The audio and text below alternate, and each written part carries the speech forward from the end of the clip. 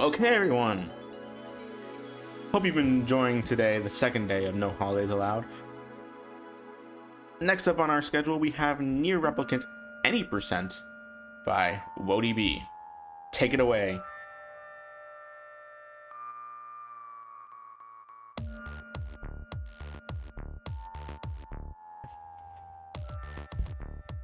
The ending A of this 5-ending game, for those who are wondering about the parentheses around the A in the title.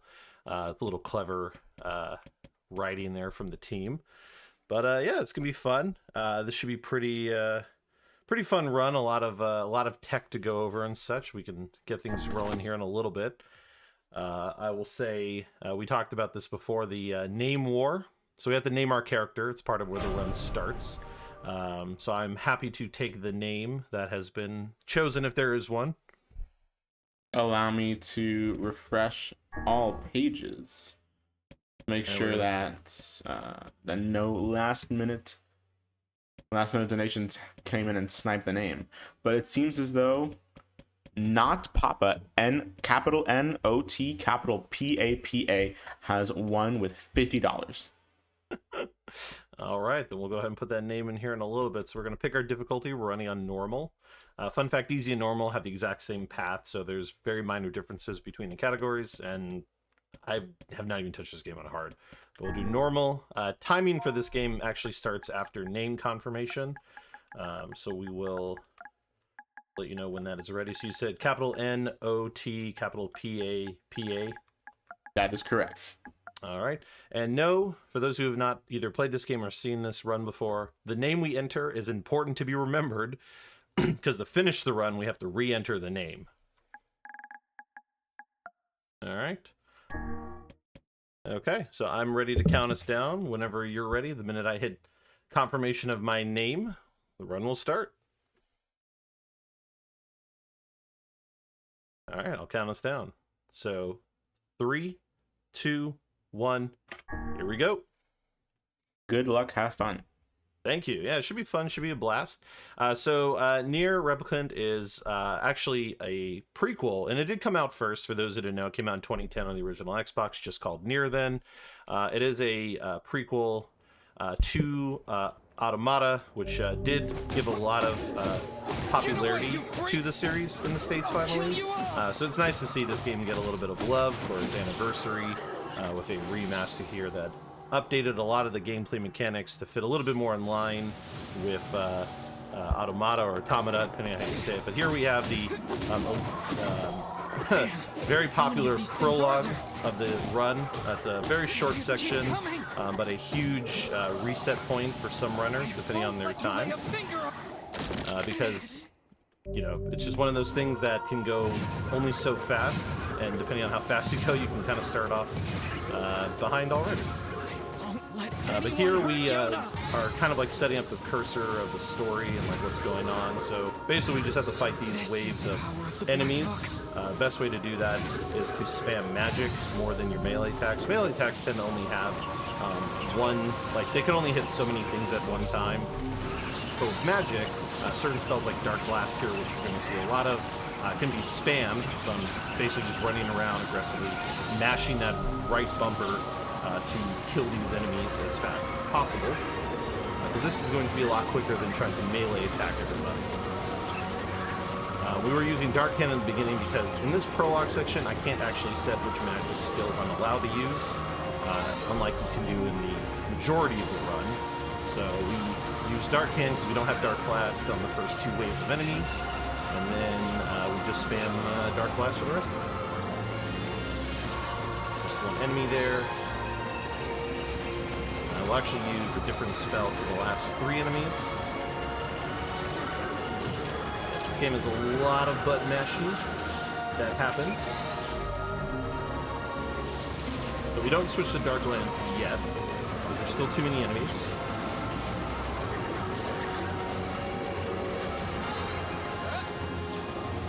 And depending on the grouping, you can kind of angle it so where you actually pick out 2 of the wizards. Flying enemies are referred to as wizards in this game. You can kind of angle it properly in some cases where you can actually throw it towards 2 of them, and that will save you a few moments of time. Here we have our first boss. Basically, we fight this boss by doing an air combo to kind of stay out of range of the melee attacks. So we kind of jump up in the sky, jump too high like I did there. A lot of your melee hits will miss. It's fine. This is a marathon run, so we're not worried too much about getting the top prologue time right now. We're here to just kind of have fun and showcase the run. Once the health bar gets down, you get the attack gauge here. This is a common element to know when you're going to phase transition a boss and such. That is the prologue. So now we get to indulge in some story content. A lot of back and forth, living the daily life of just a boy with a sick sister. Oh, and it's a 1400-year time skip. You know, just a tiny little time skip through the course of this run. All cutscenes are skippable, so no worries of spoilers of the story, if you're worried about that. And all dialogue is mashable, so we'll just mash our way through all dialogue. Throughout the run, we're going to occasionally be picking up drops. Most drops, at least all the ones in the house, are going to be guaranteed what they are. But the ones that I will occasionally, depending on RNG of the game, that appear in the world map, like here on the screen, will determine, you know, that may determine certain things, because money is very important for a number of things in this run, and it's sadly not guaranteed the same amount in every run. So the fun part is you never know how much money you're going to end up with. Thankfully, there's been a number of different route changes that have taken into account the most likelihood of money you'll get to increase at least consistency, but there's still times where money doesn't want to play nice. But no worries, there's always a backup. So moment there, right before I came in this room, I attempted to do what's called a guard lift. Guard lifting is a pretty frequently used piece of tech in this run to basically elevate our character higher up to cut down on travel and distance time between areas we try to visit. So, for instance, every time we enter the library, when we go see Popola, because we go see her a bunch of times throughout the run, we try to guard lift at the bottom of the stairs because it saves, you know, just a fraction of a few seconds probably to allow us to get up at the top without having to actually climb up a whole set of stairs or do a couple jumps just to reach there. So no harm, no foul if we don't first try it. The timing on it can be pretty tight. Even having run the game for a few months now, there's still moments where I tend to mess up on the first try, but it's fine. Here we're going to switch to a DLC weapon, because those are now allowed, so it makes part of the early game a little bit more...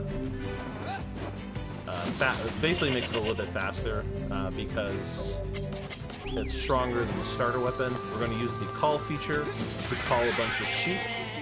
This right now is a forced fetch quest for the story where we have to collect 3 mutton. Looks like RNG was in our favor. We got 3 for 3 on the mutton, and the enemies did not dodge me, so we're grouping there on 2 of them. Cool. What we did not get, though, is we did not get any medicinal herbs, but that's fine. We'll just buy them at the shop. So if anything, it saves us like 200 gil if I don't have to buy them, but it's fine if we don't get them.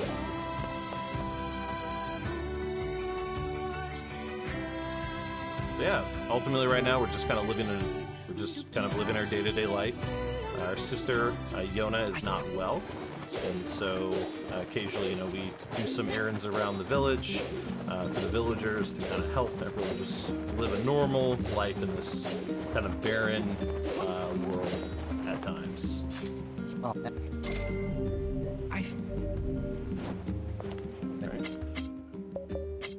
Need 3 medicinal herbs for Popola. Requested that, so she gave us some money, so we can complete this quest now.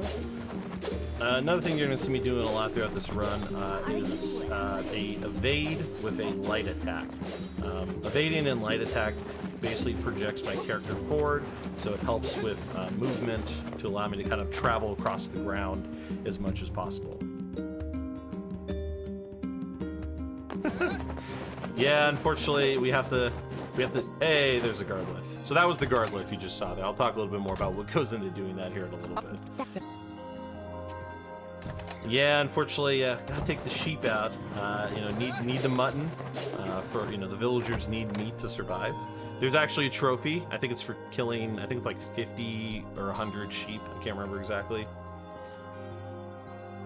And if it's any consolation, that call button isn't just for sheep. Later on, we're going to do a side quest that lets us use the boar as a form of travel, because the boar is going to be faster than running when we have the ability to do it. So the call button will actually call the boar, and you can't actually take out the boar that you ride. So eventually becomes less of a call button for you know, animals to harvest. And instead becomes more of a, hey, I need transportation. Let me call this boar. But yeah, let me talk about guard lifting. So guard lifting is basically the act of jumping in the air. And when you jump in the air, you have to briefly block. So you can't actually tell, for the most part, you won't really tell if I'm blocking in the air when I do it. But basically, I'm going to try and do it here again on the first try. But basically, I'm going to try and jump in the air. And as I jump in the air, I'm going to try and quickly block. And as I quickly block, I'm going to hit the heavy attack button. And if timed properly, it should lift me into the air at a higher height, which we use for a number of things to just save time as much as possible. You'll see a lot of it, especially when we hit the time skip halfway through the run and become an adult. I mean, honestly, we do a lot of it as a child too, so it's not something that is sparingly used for parts of the run. It's probably one of the most, that and the like evade and heavy attack, evade and light attack motion are probably the most used pieces of tech to optimize your time.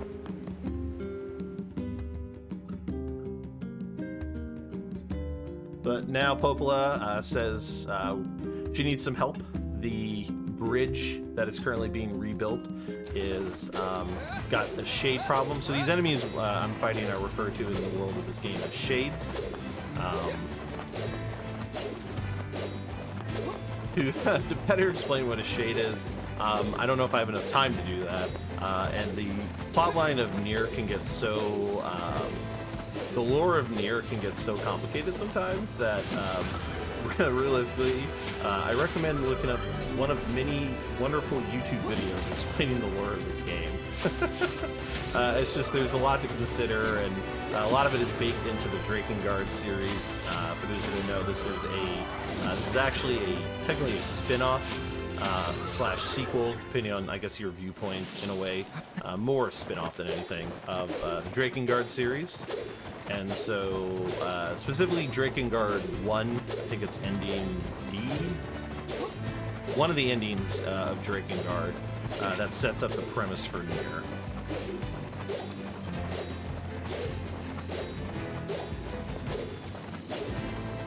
I mean, you are welcome to count the amount of guard lifts.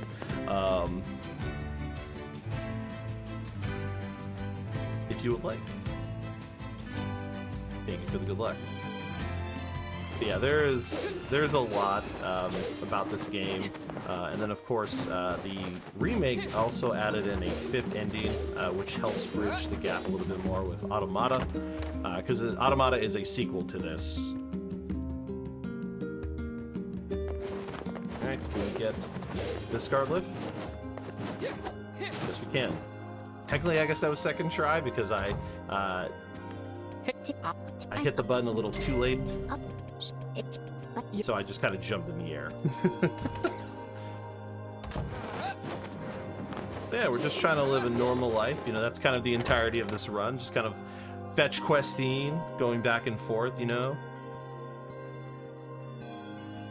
But I think it's time we go check on our sister, see how she's doing. She's not doing well, sadly. She's been infected with a disease. Will be infected. I might be getting ahead of myself in the story, but she just doesn't feel well. She's usually coughing a lot. She's under the weather. She's usually bedridden, but oh wait, she appears to not be here for some reason. Well, that's not good. guess let's go back to the library and see if she's snuck past us.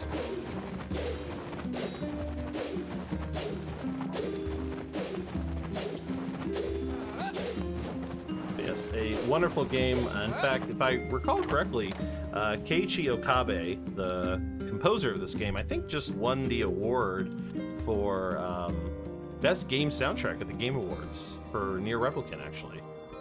If I recall my knowledge of those awards properly.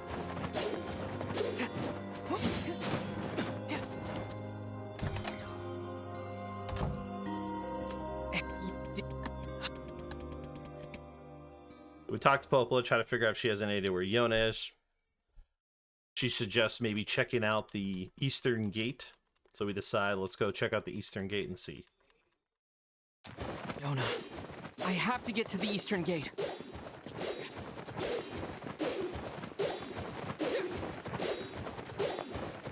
So here's the part of the run, at least. So the thing with the game is that there's a lot of side content to do. There's a lot of side quests and just really things you can unlock throughout the run by doing various activities. So there's a lot of stuff to kind of keep yourself kind of like busy or occupied if you need a break from the story.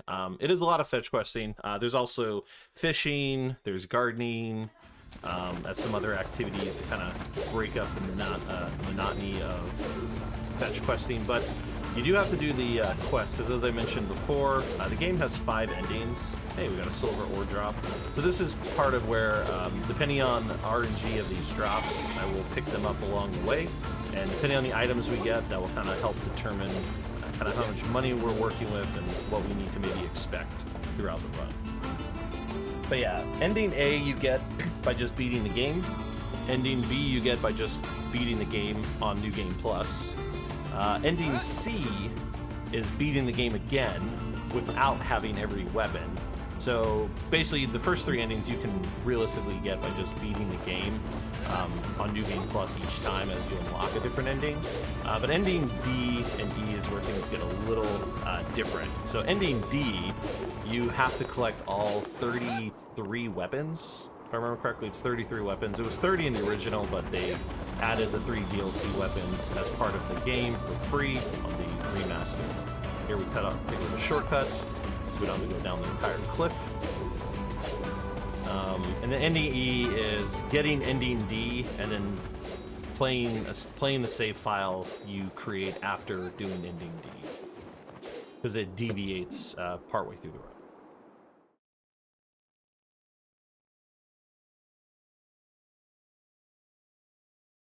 Yeah, thanks, Phantasma. Yeah, while I do have a PC that can play PC games, I have always been more partial to console gaming.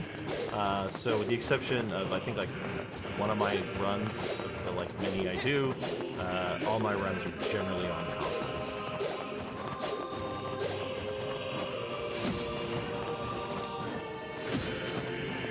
Apparently today the guard lifting did not come to play, that's fine.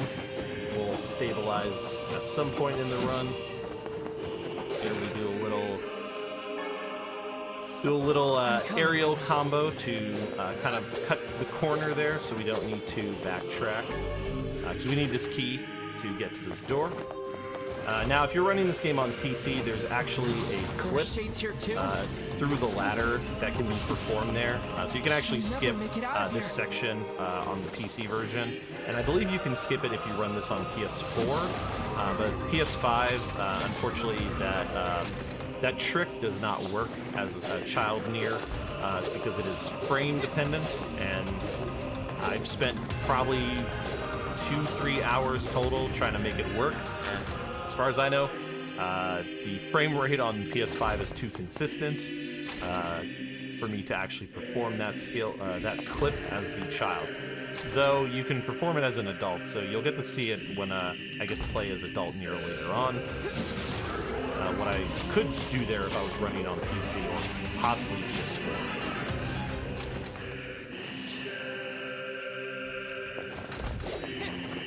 So here we're in the Lost Shrine, where Yona appears to be, so we're just climbing to the top.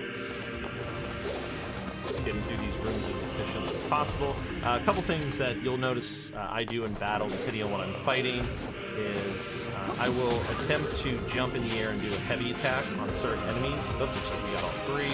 That's good. And then if you actually run up to the enemy, you can hit the circle button while they're still down, and you can perform somewhat of an instant kill. Certain weapons I've seen won't necessarily take the enemy out instantaneously, and I have to let the animation finish. You can actually cancel out of it if you roll too early, but it saves time on trying to finish, on trying to fight those enemies, because they're bigger enemies. They're kind of damage spongy in a way. So the time it would take to just melee them down, you would actually lose a lot more time versus doing the kind of like heavy attack into a down attack. And so we do that a few times to the like chunkier enemies. Thank you for the good luck, Steam. Alright, so we've reached the top of the Lost Shrine, and here you're gonna see I call it the rooftop skip. Here is where I'm definitely going to need to make sure guard lift work. I can pull off my guard lift here because we're going to try to hop over a wall to get right to the door to the top of the shrine here. Versus what you would normally do is you would run off to the side and you would pull a box underneath a ladder, and then you would hop up on top of the box, hop over the ladder, climb over another ledge, and kind of come down. So we're going to kind of just skip all that, and we're going to kind of go straight through the center, through the power of the guard lift and its ability to kind of get us over invisible walls in some places. So sometimes that happens where the game kind of forces my character down. So we almost had it there.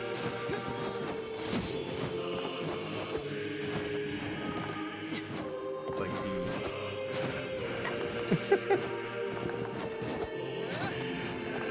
apparently. There we go. Alright, first try, right? Yeah, sometimes we didn't see anything. It was first try. Yeah, exactly. First try, right? Yeah, sometimes the invisible wall, specifically only on that skip, pushes you down. Like something with the invisible wall there, like the game like registers like, wait a minute, you're not supposed to be here, and so it pushes you back in bounds. And so we take out, basically we attack the book a bunch of times. Yoda! By the...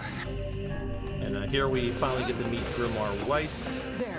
who is going to be our magic source, as well as our companion for most of the run. Here is a kind of like a dialogue scripted moment. So throughout the game, there are moments where you can't really, no matter how fast I would go, the game is not going to move forward until a certain line of dialogue has passed. So realistically, I could just sit here and just fight these things over and over again. But one, it doesn't help. It doesn't help me to do that because we don't really need the experience because the way it's routed, the levels and everything don't really make or break the run as a whole. Plus, these enemies' experience is so minor that the amount I would get for killing them and the time spent it would take to listen to the dialogue isn't going to give me an additional level or not. So instead, what we do for this first wave is I kind of just attack a few of them, make them like maybe a hit or two away from being defeated. And then once he says, "Are you for real?" we attack. Because "Are you for real?" is the trigger dialogue. And then here, I just kind of kill a bunch of them until he starts talking. Kind of stop. And then we kind of just leave one alive here. And again, wait for more dialogue to pass. So once again, kind of at the mercy of the game wanting to do its thing and tell a story, but as a speedrunner, you don't really care for that. We know the story. We've beaten the game already. Usually, you just want to go fast. Hang in there. Thank you for the good luck. It would seem I can regain my powers by defeating these monsters. So here we go until it says, "Is this magic?" Is this That's magic? it. So now none of them will spawn. Indeed. So we just wait for the This is cutscene. the true power of Grimoire Weiss. Hold on, Yona. I'm coming. Yes. And we're gonna get our first boss battle. first real boss battle. I don't really count that prologue thing as a boss battle. But here we have Hansel and Gretel. Yes, the name of the boss is Hansel and Gretel. So here we fight them both one at a time. We have to be mindful of their attacks, and if the health stops going down, we may as well just stop attacking because they're about to put the shield up. Like I said, bad. And then if I time it properly, I can make sure I counter. So in this game, if you time your action quick enough, you can actually counter the boss. Some bosses, not all actions are counterable. So that's actually a really good phase 1. Got all possible counters. And so now we move to phase 2. Phase 2 is going to have us only fight one of them. So phase 2 can usually go pretty quick. If we can counter, it basically ends the phase. Yep, good phase 2. Yeah, usually phase 2, the enemy will do that fire move where it stands there for a moment and then it will do a melee attack. And then so if it does a melee attack, it usually gives me enough time to get in there and do it. We got that time got a little spammy with the attack, so we missed the counter opportunity. Get a second time, and that's the end of Hansel and Gretel.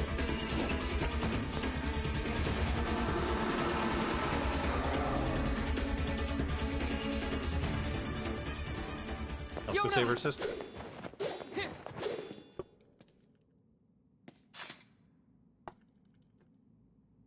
So yeah, so some of the bosses will look for opportunities to counter. Hansel and Gretel is one of those bosses. Most of them not necessarily, because they're either like using some sort of like slam area of effect attack or something that just doesn't quite have like counter ability to it. So the shrine, part of the shrine has fallen apart, bridge is breaking, things are just kind of happening, so we had to get out of there. We have rescued our sister, and she is a bit, she's not feeling well, even more. She has a disease called the Black Scroll now, which is a huge plot point to the story overall. Again, Black Scroll is one of those things that has so much one can talk about that explaining it goes even over my own head in my attempt. And I've watched like retrospective videos and like ending explains on YouTube, and I'm still kind of like, what? She's just a little kid. She doesn't deserve this. You have a moment for me to announce a little thing? Say that again. Do you have a moment for me to announce a little bit of some incentives that we've opened up?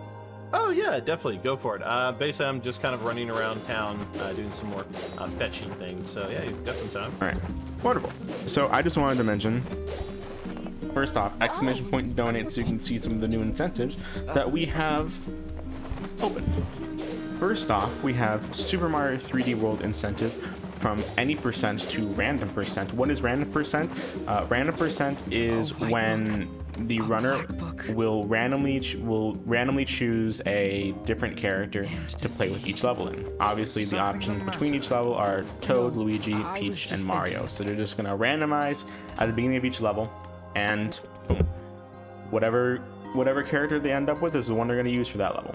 But we also have some other incentives open, such as Final Fantasy Tactics. We have a name bid war to name Ramza, and another name bid war for Final Fantasy Tactics. You can name generics, whatever you want, and a regular incentive for Final Fantasy Tactics again to read the scriptures. So those 4 incentives are now open if you wish to, give a little money towards them and also save the puppers in the process. Yes, help save those puppers. As a fellow dog owner, I am always excited about this event in the charities. I must say that. All right. Also, thank you for the good luck. See some more Nier community members popping in. Thank you for the good luck. So here it's we a real toe tapper. had common mistake I make, and this is just what happens when you have to talk to the same person so many times that the few times you don't need to talk to them, you sometimes oversighted, is I actually had to talk to Popola's sister first, Devila, this time. It's like 2 times in the run you have to talk to Devila. I've actually, it's gotten to a point where I've actually made a split where it says, make sure you talk to Devila, dummy. Clearly I didn't adhere to that this time because I did go past her, but that's fine. That is fine. Here we're going to buy one of our first weapons. So there's a number of weapons that are routed throughout the run to increase predominantly magic ability, because magic is what is going to help a huge chunk of the run and being to like efficiently do the battles. So we get the Lily Leaf Sword. It has about a 20% magic boost, which is the best right now because all the weapons I currently have at 0. So, you know, 20% is still better than nothing at the end of the day. Here we're also starting a few side quests because the idea is that we need to collect some money.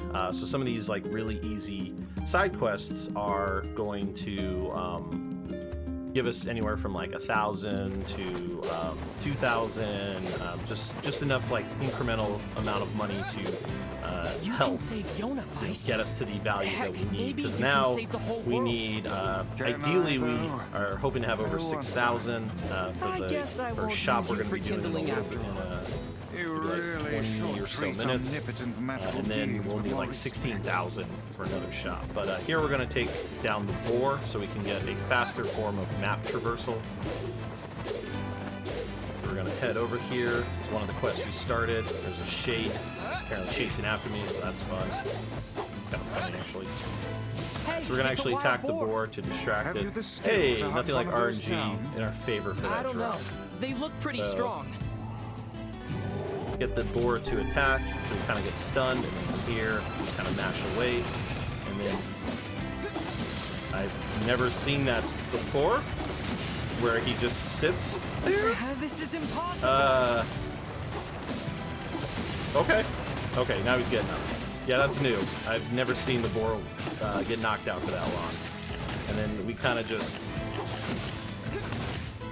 Oops, I mean... Alright, you know what? I'll take it. That was probably one of the easiest boars. And we got a liver. Oh, the run is blessed.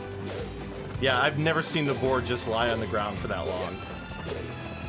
Yeah, I said the thing, exactly. But we got a liver. A liver is great because a liver is worth 2,500 when we sell it, which is awesome. Normally I get the heart, which is like 200, 300, or the meat, sorry, it's like meat, which is like 300 or something, but the liver is good. It's about 2,500, so that's going to help a lot. I think somebody asked in chat about does the father exist in this. You know what? I don't know. There's a lot of debate on whether the brother Nier in this game grows up to be the same Papa Nier that was in the OG game, or if they're two completely different persons, so there's a lot of debate about that. Here we're about to do a piece of tech called a void out. So right now what I'm doing is I'm skipping spawn triggers. So you're probably wondering, why am I jumping off the side and not just following the path? It's because there are hidden, basically like spawn resets, you could say. And so by jumping over them or jumping past them, now mind you, you could still trigger them in the air. So that's why you kind of have to like jump away from it. Is anyone even here? We can allow ourselves to do this thing at the end here, where after we talk to the chief, we just fall off the ledge and perform what's called a void out, because you know, we follow the void, and it actually warps us back to the beginning, saving us a pretty good chunk of time to have to travel there on our own. So we're gonna find out in a moment here if my timing for the void out was correct, because sometimes I always get afraid that I just slightly missed it, and the answer is we got the full void out. So there we go. We are back at the beginning instantaneously. There are no powerful Thanks, shades the good here. left, Sneaky. The sealed verses would never be found in such a place. Yeah. Let's go talk to Popola and figure out a new Here we're plan. gonna meet fan favorite Kaine here in a little bit. Your Hands off the fly. She's a pleasant person. We got a bunch of block. Bitch. I knew this would happen. Alright. So basically we just fight Kaine here. We just keep fighting. After a certain point, we'll move to a phase 2 after we've done some Did we damage. get her? phase 2 can go really fast, depending on the timing. If she attacks us right away, we can do this, and it's basically an instant victory of phase 2. So we got the counter. Now we're gonna fight Hook. Hook is a terror of the Ari, the area we're in currently. What is going on here? We're gonna fight Hook. So there I used the game's iframes to try and allow me to dodge. So this game has iframes when you evade. He's mine, you idiots! Alright, it's hard for me to commentate and butt mash. Alright. Yeah, this game is a lot of butt mashing, and I'm not naturally talented at butt mashing, so. Alright, here we go. I didn't know shades could get that big.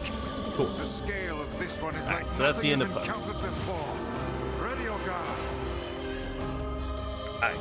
Sorry, as I was starting to explain, iframe. So this game Is has she human? where you, if I dodge one has been as the enemy possessed by a attacks, shade. I can She actually exists null as all neither damage. So fully when human Hook, nor other. Hook, who has a kind of a ground slam move that has a feel wide bad area of for effect, because treating her like it not one of only does he those slam things. the ground, but it has like a We have to help shockwave her. ripple effect that can also hurt you, and it will knock you back. You'll lose a few seconds of time. Just because of the time it takes to like stand back up, and you can't spam magic if you've been knocked down. So if he goes the ground slam, ideally the goal is to half-human and and a giant dodge shade. roll, kind of like within She's a few kinda moments pretty, of it slamming but she's down. really So then that way intense. you can, sorry, excuse me, that way you can basically null the damage and not really mess up the pattern of attacking that you have going on there. So now we've dealt with the issue here. So now we've got to go back and check on Yona. Now, even though I selected Popola, we're actually going to check on Yona, because the way this game works is when you do certain actions, certain story triggers are triggered, and the game was routed in a way to ideally go in the Are most you all right, optimal lad? manner for the story content. Because a lot of the story can actually be done out of order or in a different order, especially when you become an adult. Maybe. We have to There's go no way around we and can take collect a that bunch thing of on things. now. So right now we're trying to I collect need to something get called the stronger. sealed verses, because we believe that collecting all the sealed verses will lead to a cure for Kaine, and not Kaine, I'm sorry, for Yona. For what I did a moment ago is I did something called a drown warp. So this game has predetermined sections at which you can, or not you can, but predetermined sections on where if you were to fall in water, because as you know, the hero of the game can't swim like they can in most games.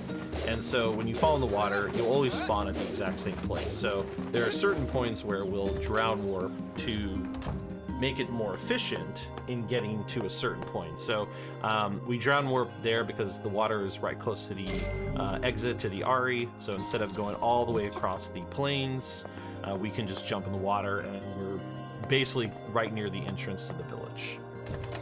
But we'll have the boar quest completed here in a little bit, and so with the boar quest completed, we're actually going to be using the boar, because the boar is going to be much faster to travel across the plains.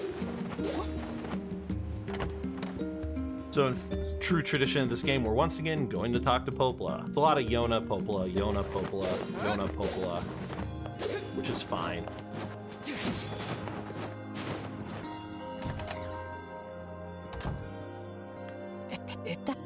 So she talks about getting medicine. Medicine can be made from a type of fish called a shaman fish. So now our goal is to head to Seafront and collect a shaman fish. So yes, if you wanted fishing in your speedrun, well, you're about to get fishing in your speedrun. We have to do it for story purposes because we have to collect the fish. So thankfully, fishing is actually pretty straightforward in this game. It's not complicated, doesn't require me like farming like levels. Now, if you wanted to get the trophy for Catch the Guardian, you would have to complete a bunch of side quests to improve your fishing ability and such. So. But thankfully, for the story, we only need to worry about a shaman fish, which is basically super easy to collect. I don't think complete these the trips boar are quest so innate. we can ride the boar, Jonah and we and I start survive another on the quest way. that's super easy. So easy, in fact, that all we're going to do is buy the necessary items in the next town. That flower shop lady who unlocks the gardening mechanic for this game, which is also one of the most time-consuming trophies in this game for you trophy hunters out there. Because plants grow in real life, or real time. So they grow based on the real clock. Damn shades! Go away! So here we ride the boar for a brief moment before we have to rescue this guy. We have to rescue this person for the story, and so we can't, basically can't progress if we leave the guy alone. Save him. We also get introduced to what's called words. So another RNG element to this game, other than, well, the drops, are items called words. So when you fight enemies, enemies have a potential chance to drop an equipable item referred to as a word. And those words are like stat boosting. They can be defensive, offensive, they can be like rare item drop rate, like whatever the case they might be.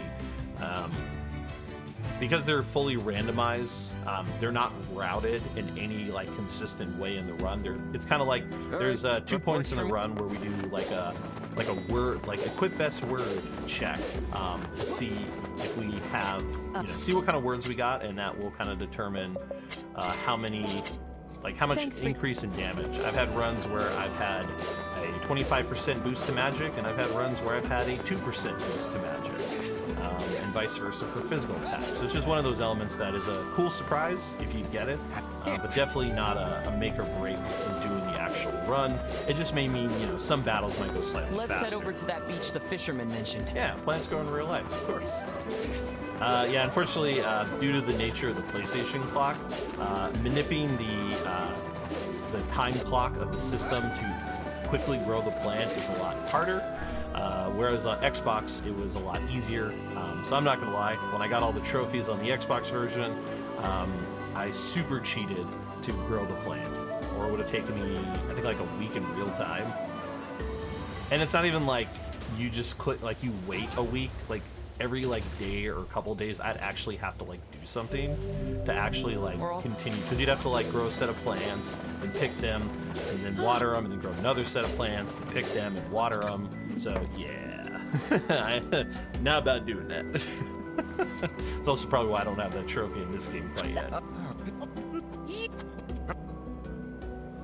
Here, we've collected the fish, but this old lady has requested some assistance from us about going to the post office and checking on some letters from somebody who's been writing her.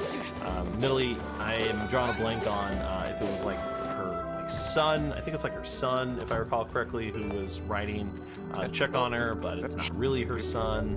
Her son died or passed away, and so the mailman has been pretending to be that person. This is all revealed in one of the side quests. But what we're going to do here next is we're actually going to be performing what's called a lighthouse skip. So there is a trigger point on the ground that will trigger a cutscene. So by doing a guard lift over the wall, we actually skip the trigger to watch this cutscene where he's like, where did the old lady go? Oh, she must have gone to the lighthouse. So we did that. Yep, and then we did another one. Did a slightly longer combo there because I got stuck behind a rock. So if I dropped the air combo, I would have just fell down. So there we go. The one time you want your guard lifting to play nice, that was probably one of those moments where you need the guard lift to work, ideally, because it's not like Popola stairs where I can just jump up the stairs and call it a day, because that cutscene would lose a decent amount of time if I had to watch it. So that one I would have had to keep trying until I actually acquired it. So hey, first try. If I first try any guard lift, it's definitely one of those moments where I want to first try the guard lift. So we talked to the lady, finish the quest, get a little bit of money, climb up to the top, grab that recovery potion because it sells for 1,000, which is what helps us with some of the early money. Because what we're going to be doing in a moment here is we're going to be going to shop for some strength and magic buffs. Those are the key items that allow us, while under leveled, to heavily damage the bosses in a way that allows us to better. Just gotta make sure. Alright, got it there. Cool. Just allows us to get through the bosses in a much faster manner by having those items. So depending on how much money we have, we got lucky with the liver, so that's going to help. Don't want to sell the fish. Don't want to sell the bulbs. Don't want to sell the strength drop. Normally I don't have a strength drop there, so let's make sure I didn't sell anything I shouldn't be selling. Common fish, bulbs, and drops and healing items. Okay. Boom. All right, 10,000. Wow. So we can actually go for an 8, a 7 and 8. Sorry, 8 and 8, because we have at least extra money to work with, so that's good. So that boar liver we got for 2,500 was a huge help. Normally, you only get about 6 and 6, 6 magic, 6 strength. But thanks to the liver and thanks to like finding a strength drop on the ground, saved a little bit of money and was able to go for 8 and 8. So we'll be able to use a bit more buffing because the next time we buy like buffs isn't going to be for a while. So.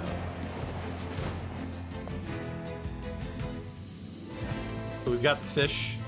It's time to take it back to Popola, or not Popola, take it back to Yona. So you can throw the names all over the place. And basically make her some food to try and help her with how she's feeling right now. Because she's feeling more sick. In addition to her black scroll disease feeling, she's also not feeling I hate great to in general. ask, but can you not swim? So here we're going to attempt to guard lift. Don't tell Yona, Get okay? over this ledge, basically cutting out the need to go around. Ideally, most of these guard lifts, if you don't get them like the first try, then realistically, you actually end up losing time to just going the intended pathway. But you're not going to get better at guard lifting if you don't force yourself to just keep doing it and just take the time lost and save it next time.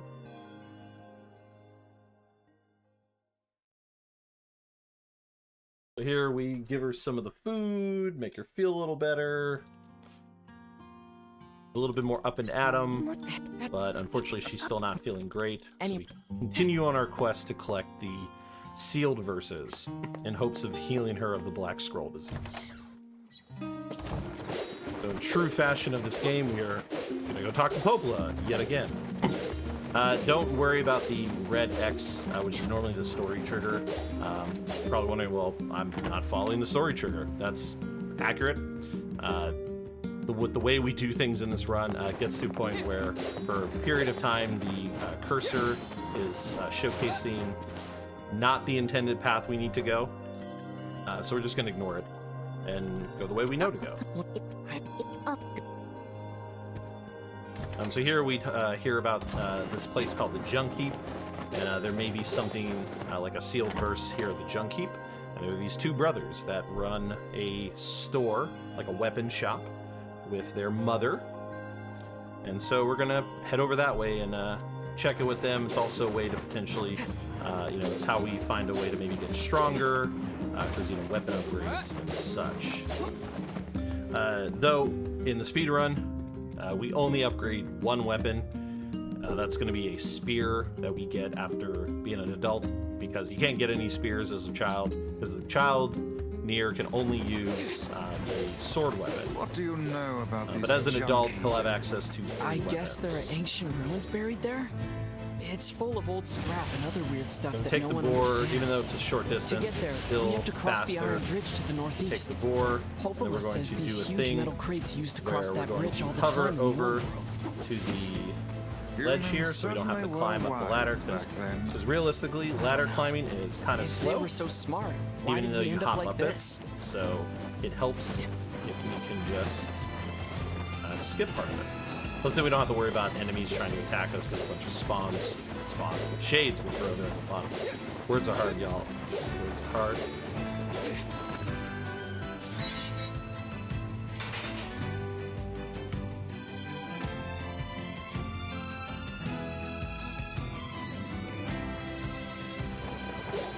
I would say, lovely host, if you have anything you want to talk about or plug, probably now's a good time, just because there's not going to be a whole lot going on for a little bit.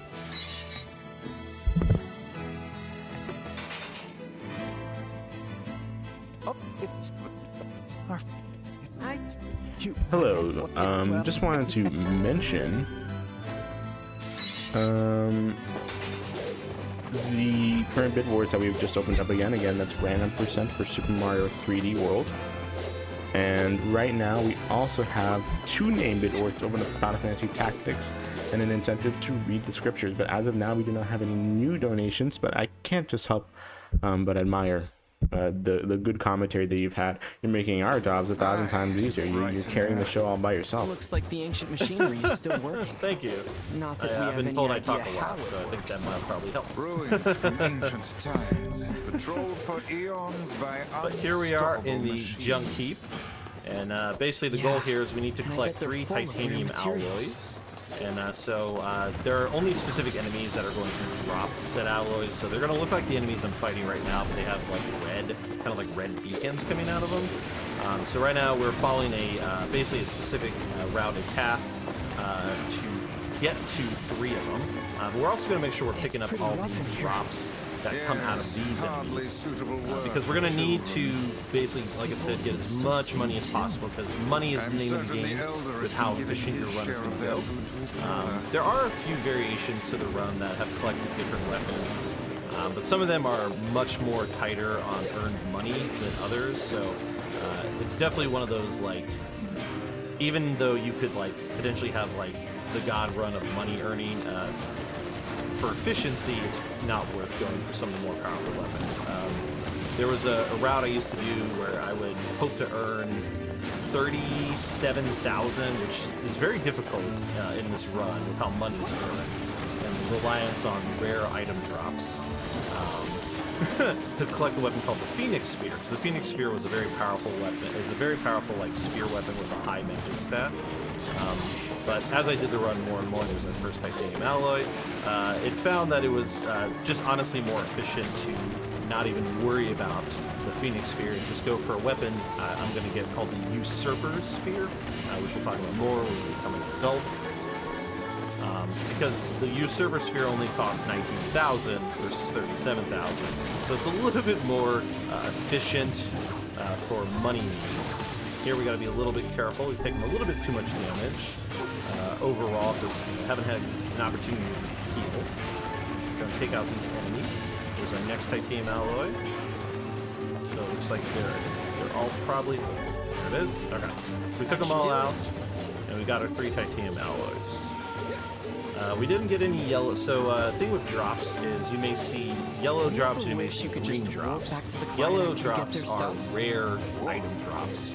Yeah, it's apparently a kind of magic. There are chances of getting an item called pyrite. Sells for, if my memory serves me properly, about 1,500. So that would help. Pyrites are pretty low chance. I did actually have a run where I got like 3 pyrites, and it just seemed like insane. Even the Wow. All fellow right, then. Nier Walking it runner, is. though he runs OG Nier, the one and only Skate, he was astounded at the amount of pyrites that had popped up as drops when he saw it, because the percent is like really low. So it was cool. It was nice to get that in the run. Definitely helped out with some of the early money, but definitely not a make or break. The second. When we go to the junk heap as an adult, the money you potentially earn there is where things can make or break itself without having to look at backups. We've collected our titanium alloys, we've gone back to the brothers, and so they are now able to forge weapon upgrades for us. But then here, the little brother brings to the attention about how their mother had went into the mines and hasn't come back for some time. So we volunteered to go looking for her. So they've given us the elevator code to go to the first basement, B1 of the junk heap. So we're going to head back into the junk heap and see if we can find the mother. Plus, we're also still trying to locate a sealed verse. Supposedly there's a sealed verse here, or maybe here, and so... He said their mom would we be think it somewhere might deep be inside the mountain. somewhere still, so we won't If I find may it. ask, what So is here it we're that going to possesses you still take meddle out this in the enemy because affairs we're of near these the door, children? and money is money at Fiona the end and of I the day. both know Plus, what we it have to wait feels for like the to miss your mother.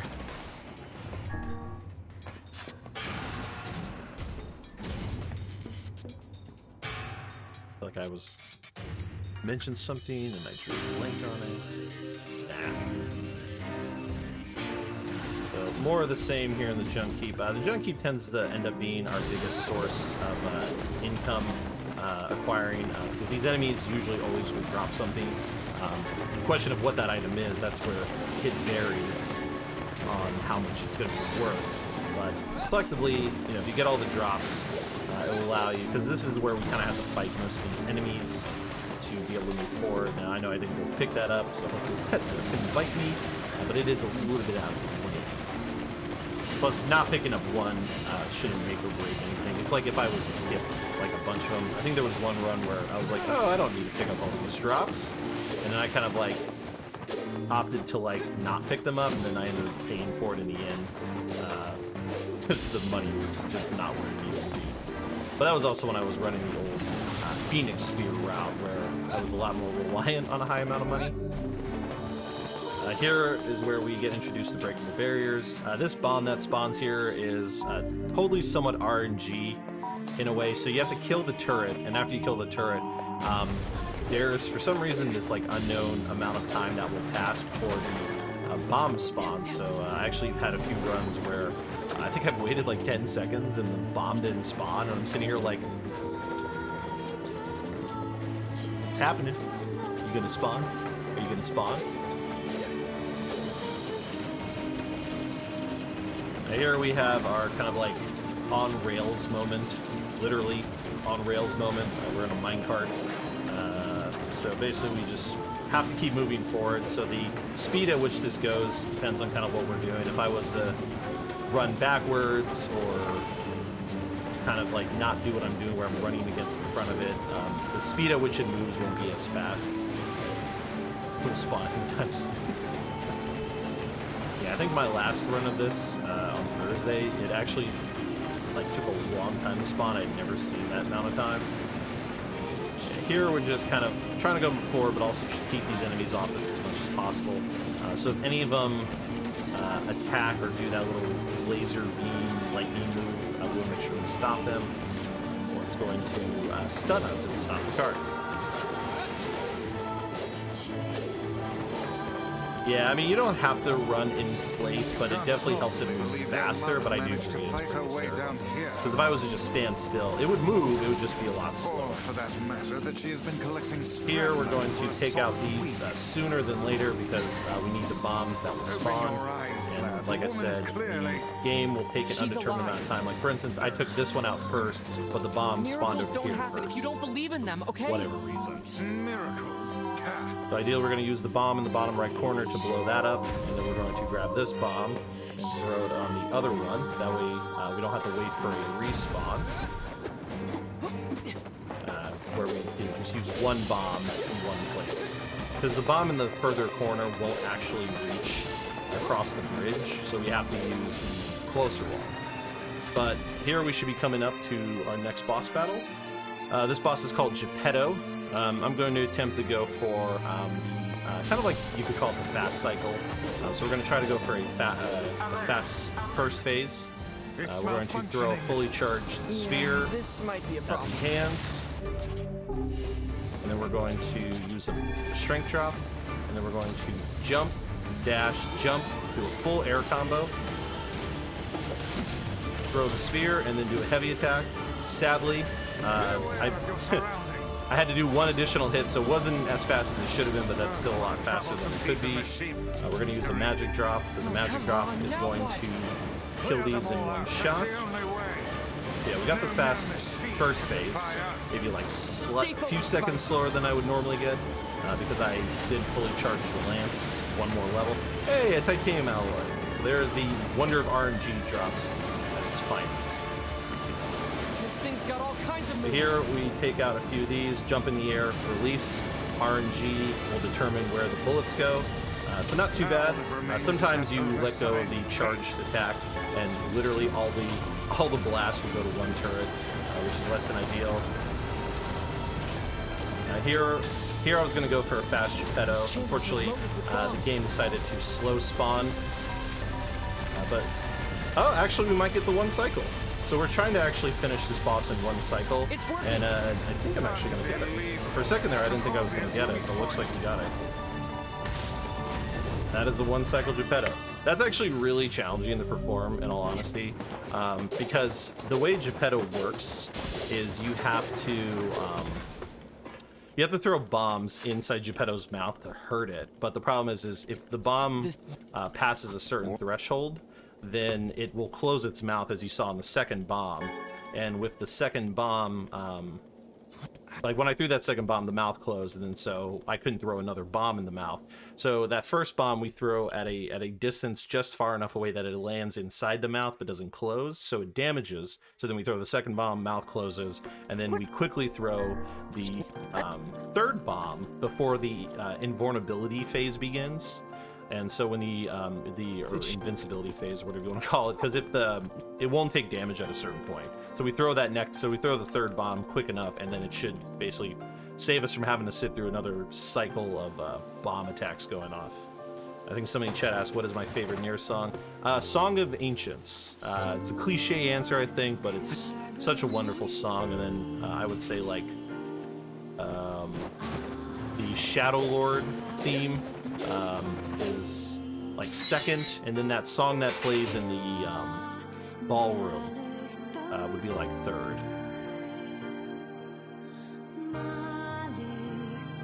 Yeah, pull it off the one cycle, which is nice. That takes a bit of practice to get the time down, and it's very specific on the bomb that you would throw because of its range and then just landing it. I remember when I was learning it, it took me a bunch of tries to like eventually get it. So here, we've left the junk heap. We've decided to go back to the Ari. So we're headed to the Ari to see what's going on there, as well as see if there's a sealed verse. Save Yona, no matter what. Yeah, I do agree with Alice. It is very hard to pick one. I've listened to the soundtrack an immense amount of times since the original game. I should be offended. Like basically just put the soundtrack track one and just let it play through from end to beginning a lot over the years. We're back here in the Ari, being attacked by some shades, so we're going to help Kaine out. We're going to use the sphere to knock the enemy down, because the shield you see there makes them immune to magic. So this allows us to get a little bit more damage on them by being able to use magic, because that shield actually rejects magic. So I actually have to be careful, because when I fire this, it will...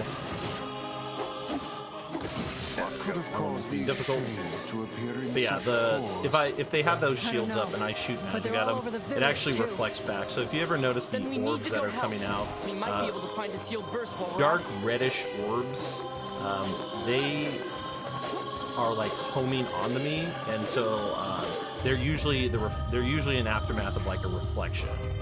But here we have Hook. This is where we're going to use a bunch of magic drops to our favor here.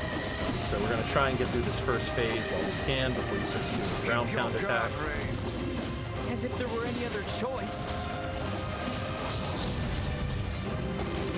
Missed time to dodge there, but we got it anyway. Rot in hell, you fucking asshole. Whoops.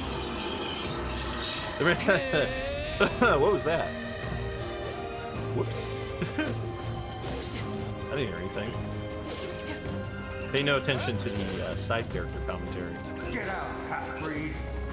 You brought these shades here. We don't want you. Just leave us in peace. Alright, so we continue on. This one we don't have to worry about. There's no void out need here. It doesn't work. Here. Don't you dare call yourself human. Hey, do you mind if I ask you a question? Yes. I always see. She's trying to help you. So I was just recently introduced like the Drakengard games, and for now I'm constantly seeing that the Drakengard and Nier games are kind of like paired together. Is there like what is the reason for that? Like why they're paired together, or Yeah, like I always see it. Like, are they made by like the same people? This has nothing to do with the run. I apologize, but like, No, it's fine. I was just like, it was just a question that's been burning in my head. I'm like, why do people always group these things together? Because they are all made by Yoko Taro, and they do take place in the same universe.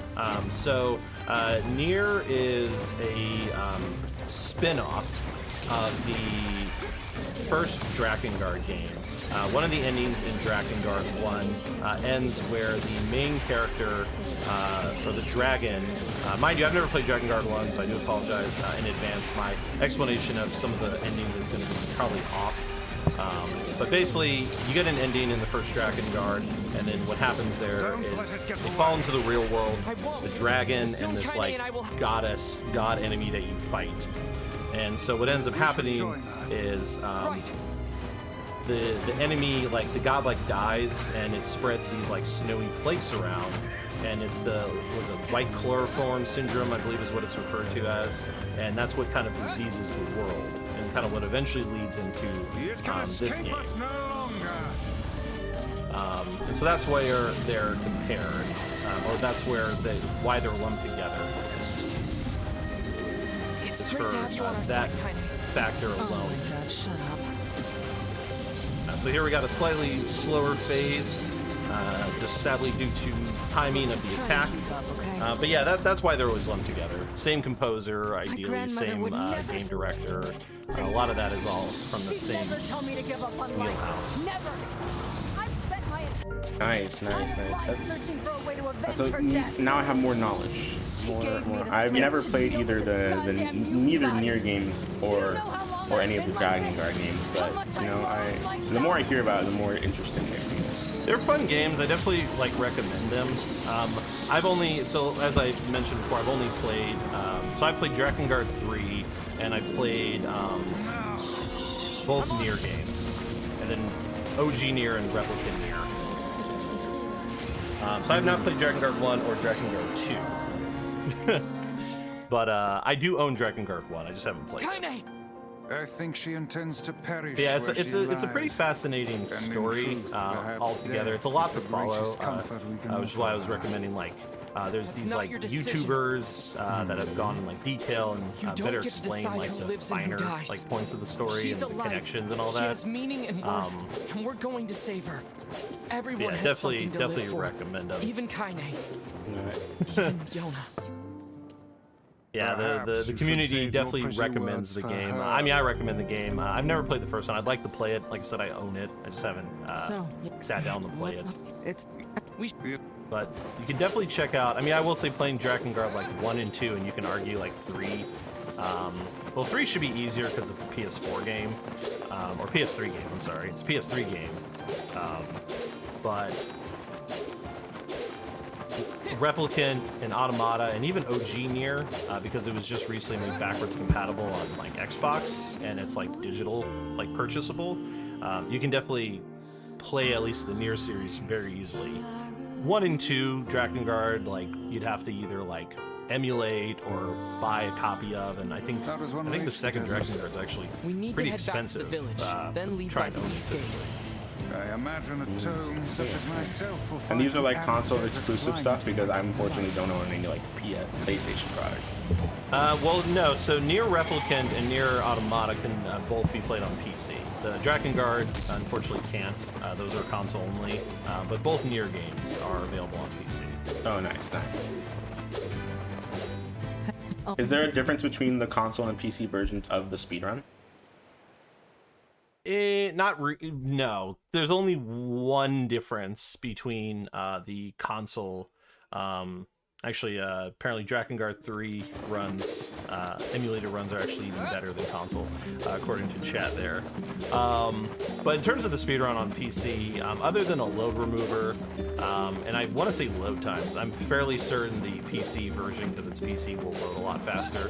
While I am playing this game on PS5, it is a PS4 game, so it is not necessarily optimized with PS5 like console speeds.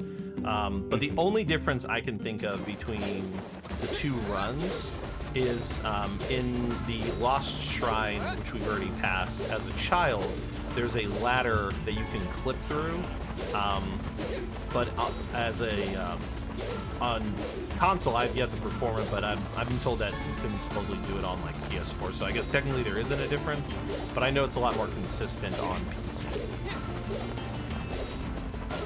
Nice. That's good.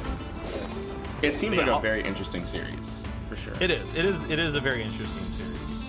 Which do you prefer, Japanese voice? I prefer English voice because I am a huge Liam O'Brien fan. So, what's facade I'm like? big into It's anime strange. voice acting, Let's just leave it at that. like English dub anime voice actors. Stranger than a boorish young At least at a period in my woman life, I was monsters in her very undergarments. knowledgeable in like Let's most go. actors and like who they are and catching their voices. And I really like Liam O'Brien's voice. I don't know if I've actually ever heard this game in Japanese, to be honest with you, because I don't remember if OG Nier could be played in Japanese, and I've never changed the language in this to Japanese. But I just like Laura Bailey. I like hearing Laura Bailey and Liam O'Brien so That one much appears to be that the pack it's leader. hard for me to want to change languages. I mean, any game with Laura Bailey, you know, it's Yeah. just, that is a selling point right there. I know, right?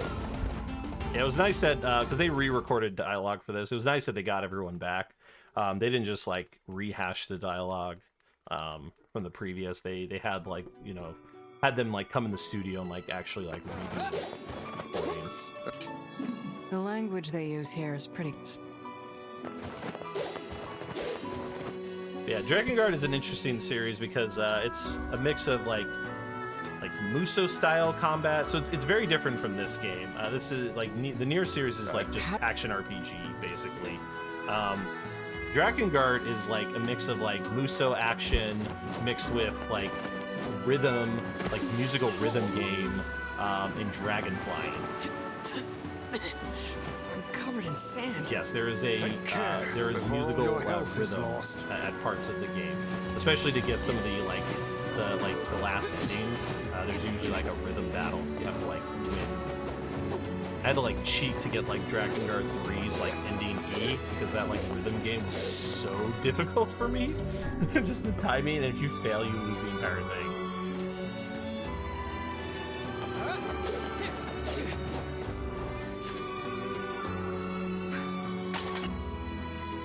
Yes, that is true. The so for those that don't know, OG Nier was released in Japan as 2 games. It was Nier Replicant and Nier Gestalt.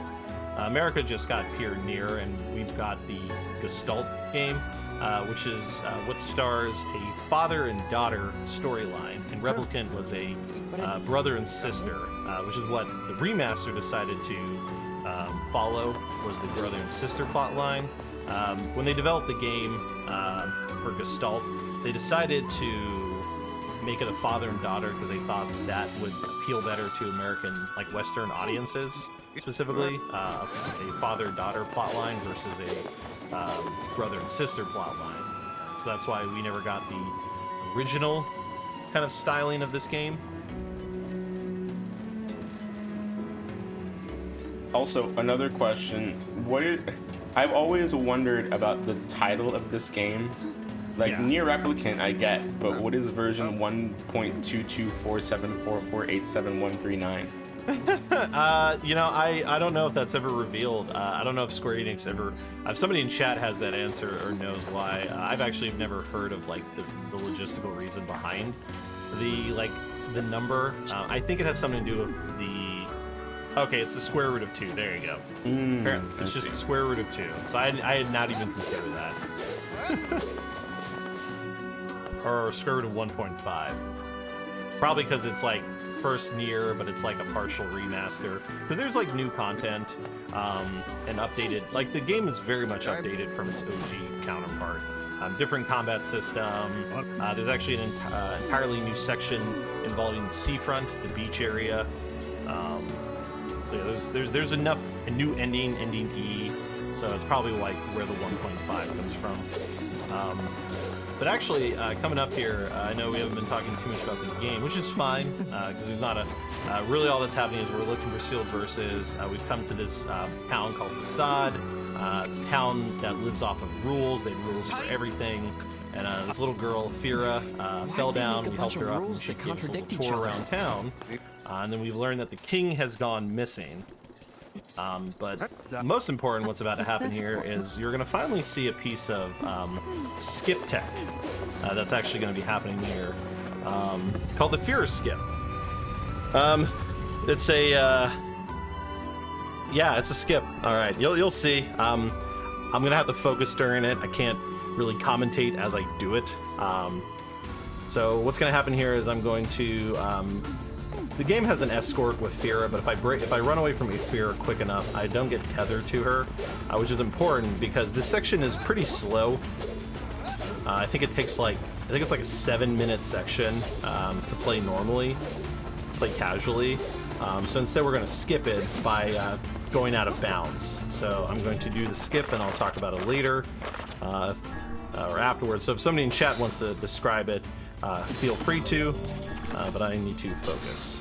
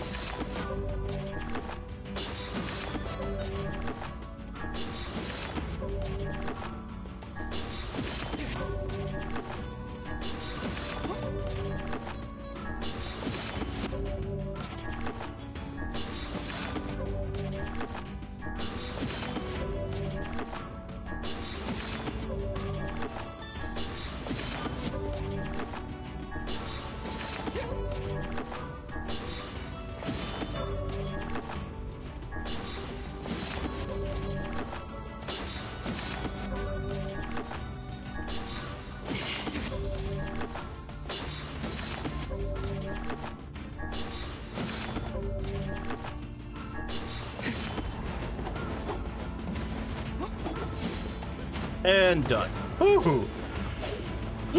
Oh my god, every time I do this skip, it's just, I tense up. I'm not gonna lie, I start like sweating, my hands just get like, oh, I got the anxiety. I was looking at that. I was looking at that on my end, and I was just like, I was so tense the whole time. Tell me about it. Like every time I do that skip, I sit here like hand clenching, like just starting to I could feel like my hands starting to sweat. I'm like, this is not ideal because if I fat finger this is going to fail for me. But we got it first try, so that's awesome. So essentially, there is a video of this on the Nier page. I'm checking chat now because I can't look at chat while doing that skip. Kind of see what is happening here. Or see what let's see. Just essentially, yeah. So to kind of explain, and I do apologize if I'm saying this wrong. Niathus. Essentially, what's happening there is I'm doing a. Alright, actually, let me.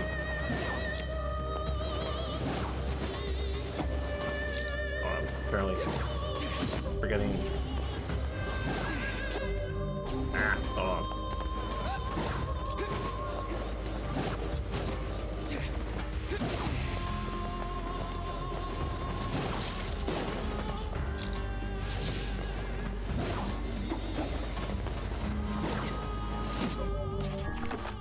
Gotta do it again.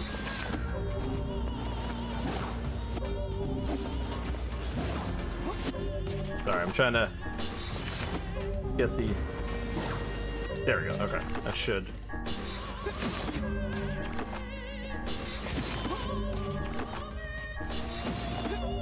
So I need to move forward. Okay, sorry. Let me do this one more time, and then we'll have a moment for a scripted dialogue where I can talk about it.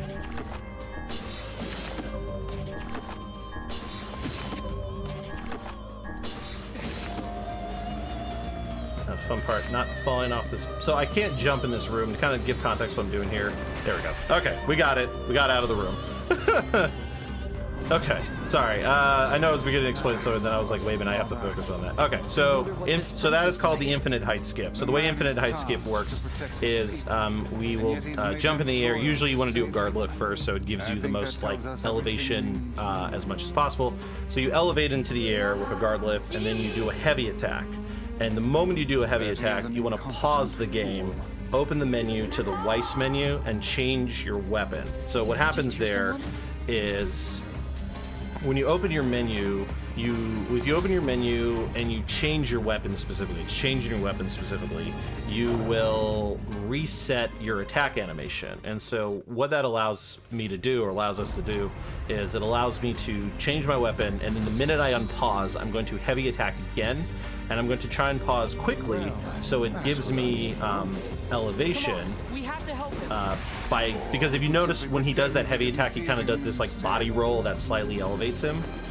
So the idea is to unpause it, heavy attack, pause again as quickly as possible when I've elevated a little bit, and then I do that over and over again, and I build up height until I get over an invisible wall, and then allow myself to actually go over said invisible wall, or in this case go through the kind of desert mountain and just kind of cut across through a like an aerial attack.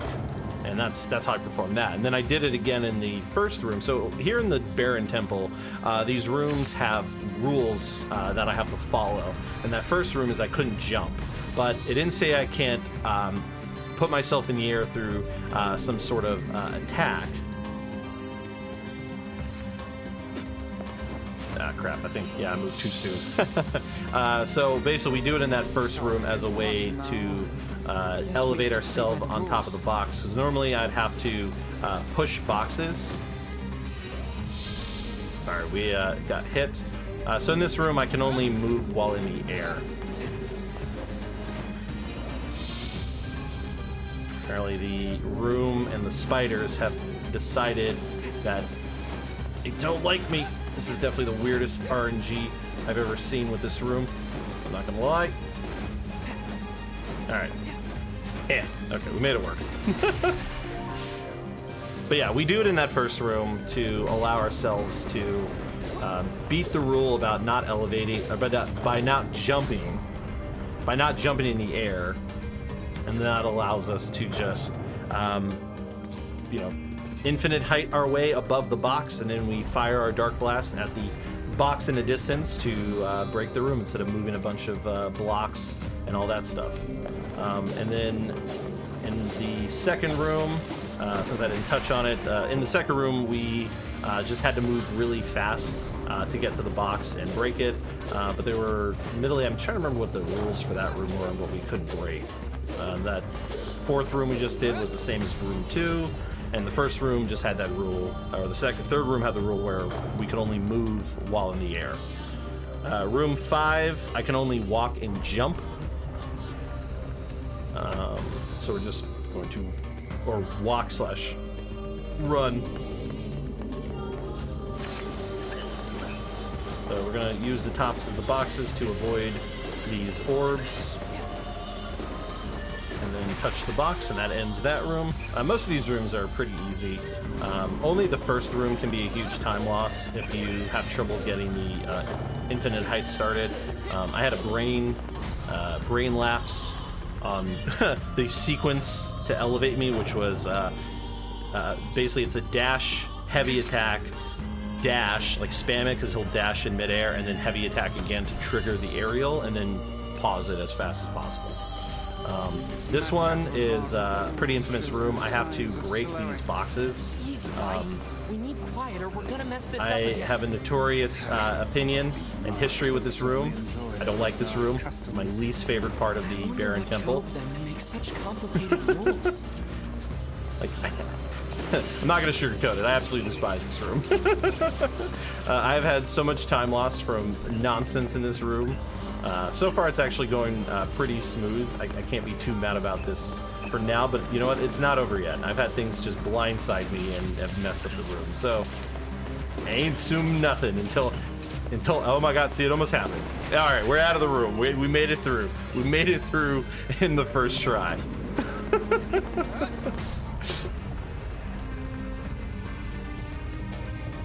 That room is a whole other kind of special.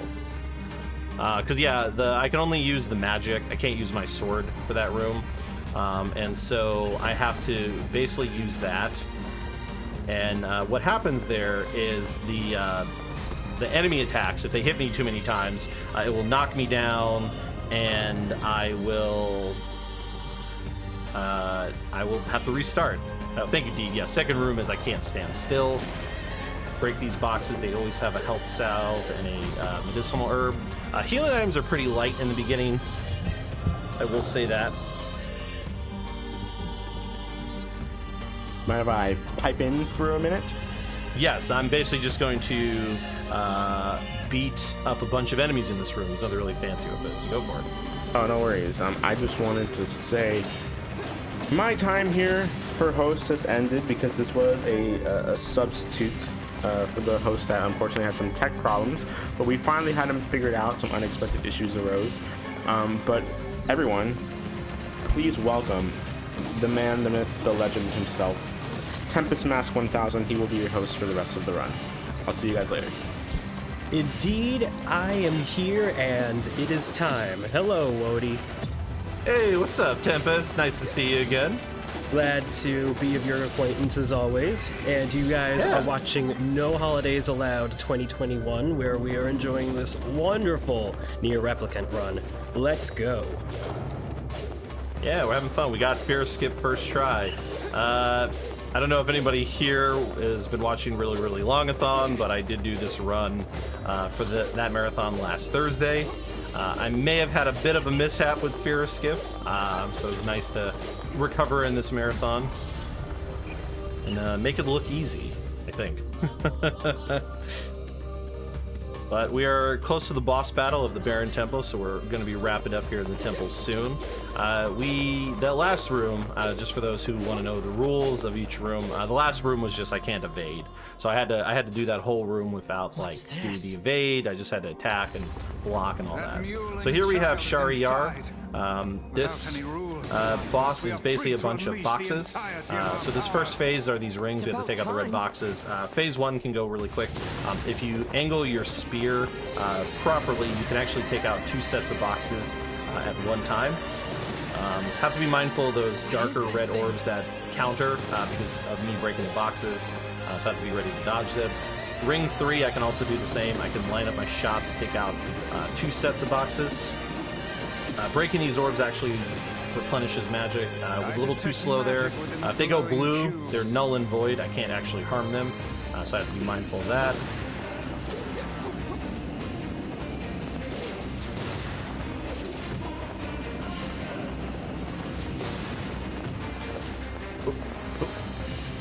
Go.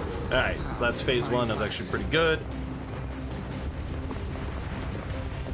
Well, I'm glad you missed the first one then, because I messed it up, got it, and then the game said no because Fear got too close and made me do the section there. So that was fun.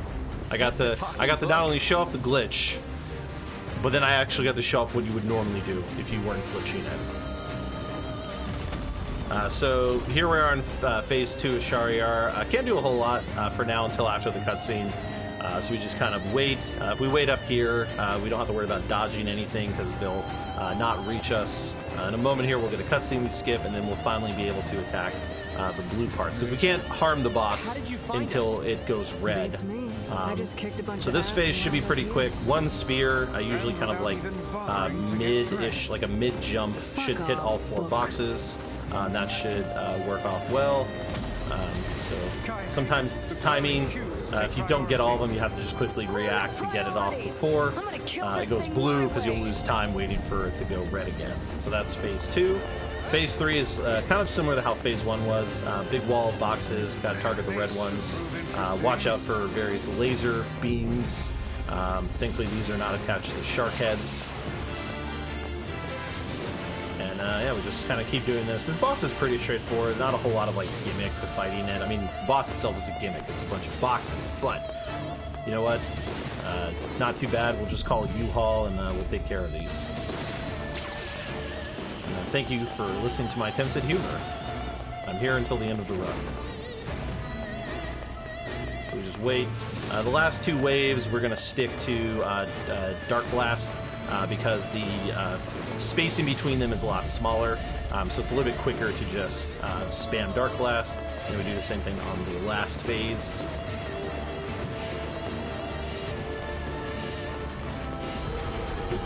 And that should take care of that. That is the end of the Baron Temple. And in retrospect, I forgot to change my weapon back.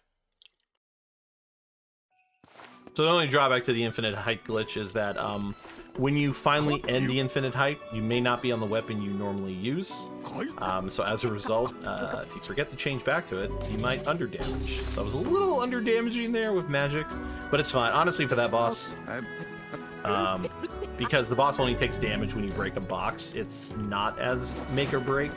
But it's going to be caught in now, because some of the other bosses could be make or break. So here, we've got the king, we've rescued him, we brought him back, had a bit of a conversation. He tells us about some things, and then we get our next sealed verse. So we're moving on up in terms of finding a cure for our sister. Here we have access to a fast travel. This is actually the quickest way to get back to the entrance, because we can skip the cutscene, and we can move while the cutscene loads in. So you can see I was already halfway towards the end by the time you can see where I was. It's much faster than trying to go around or doing the death warp to the middle. Infinite height skip looking easy. Yeah, of course.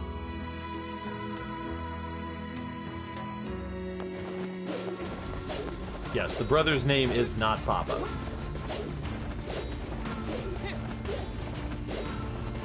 Alright, so from here, we are heading back to go check on Yona to see how she is doing. Sadly, boars don't live in the desert, so we have to do some classic dodge rolling into a light attack to actually progress. I'm also trying to stay away from these like monolith monument doohickey things, whatever they're referred to as.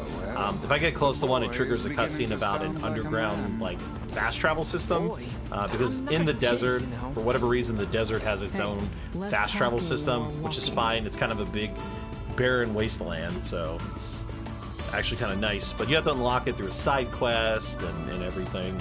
So we don't want to lose a little bit of time by watching that cutscene. Yeah, I might be a side quests guy, but I certainly don't want us to lose time whatsoever. So actually, and this shows how long it's been since I've done that quest. Now that I think about it, you actually get, I think you just talk to the guy near the king's mansion. He just gives it to you. What I'm thinking of is there's a backup strat. If money is truly awful, but to be honest, like with this route, it's pretty uncommon to not be able to afford the weapon you need, since we only need 19,000 versus 37,000 for the current routing. But there was a backup strat where you would talk to that guy because he'd give you like a side quest that would earn you like 7,000 in gil or something.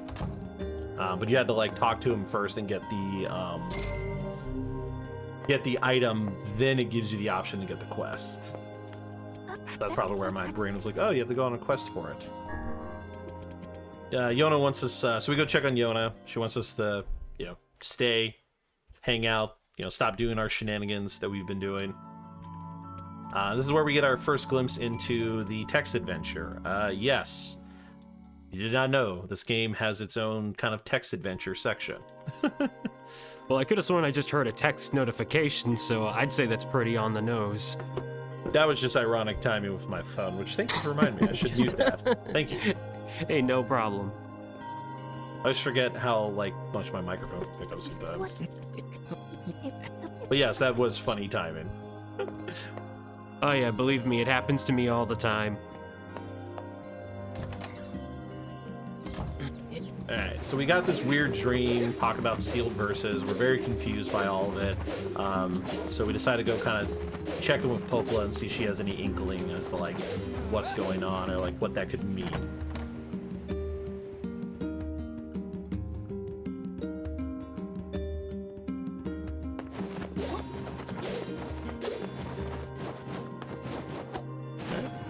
Do our little guard lift there. Get up to the top. The second try. So this is where we get a letter. Popola's gotten a letter from this place called the Forest of Myth. We learn that there may be a sealed verse here in the Forest of Myth, so we decide to go check it out. So the Forest of Myth was Yoko Tara's attempt at trying to, I guess, incorporate a different kind of gameplay experience with Nier. If you haven't been kind of noticing, Nier tends to, you could say, kind of try different things based on different genres of games or the way it kind of presents stuff to you. So it's predominantly an action RPG game, but right now we're about to do a text adventure. Later on, afterwards, you're gonna see me do what looks almost like a Resident Evil section where it's fixed camera viewpoints, and we're going through a mansion that weirdly looks like the Resident Evil mansion.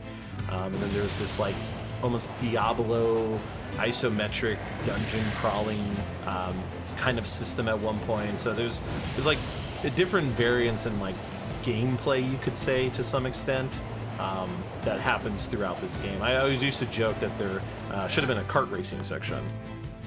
Well, Platinum games do be Platinum games. I mean, think about it. Hideki Kamiya was responsible for Devil May Cry 1, and in that, the first phase of the final boss was a sudden shooter section, so, yeah, I'm not surprised that what I saw in Nier Automata kind of carries over to the original.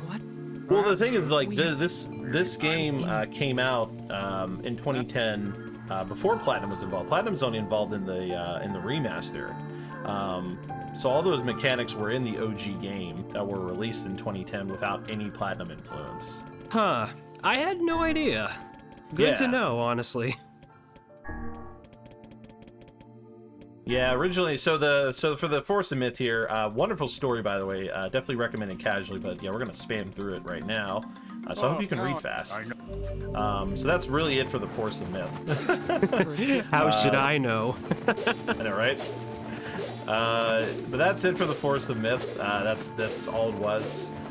Thankfully, the choices there are all the same the first time we go there, so it didn't really matter if I read it or not. So really, it was just top, bottom, top. It's always top, bottom, top for the first time.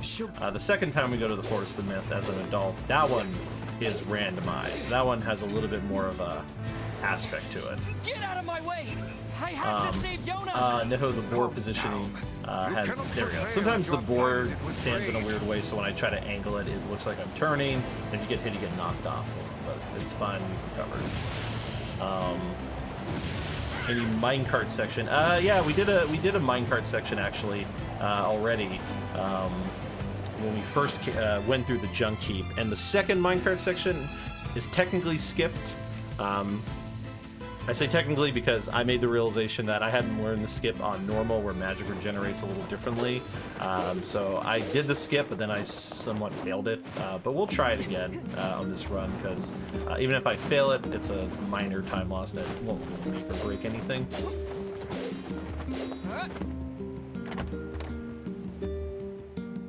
Yes, great story. So 3 for 8 if we don't count false starts. Well, then I guess, well, another false start. Well, I guess today's guard lifting has not been in my favor. Which happens, it's weird. I wish I could explain why sometimes, like, when I go to guard lift, I, like, nail them like it's nothing, and then some days it's like I have to, like, multi-try them. Fun fact, every time I practice this game, I'm much worse at doing the guard lift for some weird reason.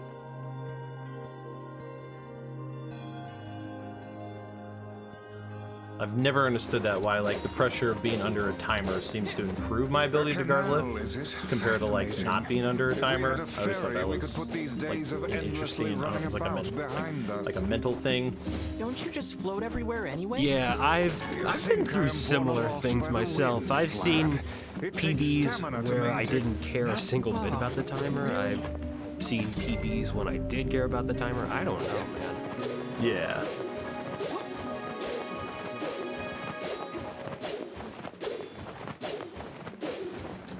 Well, I don't even know if it's like a timer.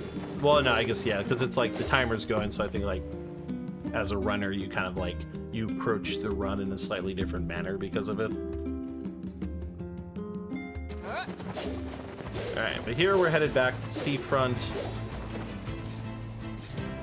We continue on our quest to find a way to save our sister from this disease.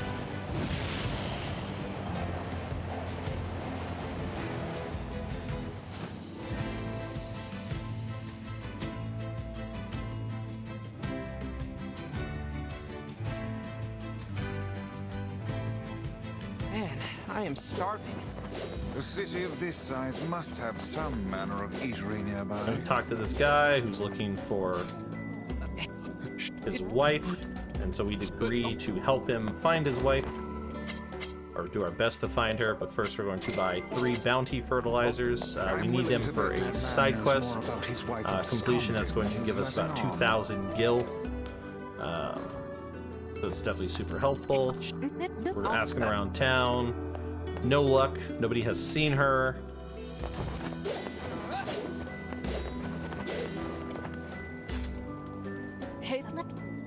If she is truly left this So supposedly she's left.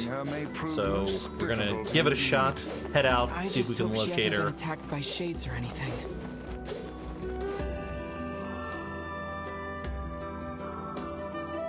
If you got a moment, I would like to share a little bit of information that has just been made known to myself. Oh, 100%. Yeah, this is just some back and forth stuff. So not a whole lot to talk about or go over that hasn't been talked about already in the run. All right, no problem. Well, I just wanted to let you all know that we have made a bit of an update to the Stonefly bid war for choosing the rig color palette. So the options now are as follows. We have Holiday Theme, which features red, green, and gold. Trans Rights, which is blue, pink, and white. Dark and Edgy, black, red, and purple. And then Cool Tones, blue, green, and teal. So to anyone that would like to contribute to that bid war, these are now the options, and let's see what we can do with that. Me personally, I think Trans Right is pretty gamer. Yeah, definitely.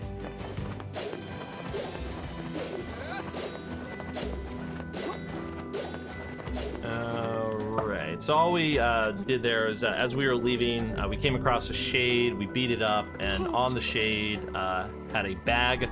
So we returned the bag to the guy, and he's worried about it being his wife and her having been killed.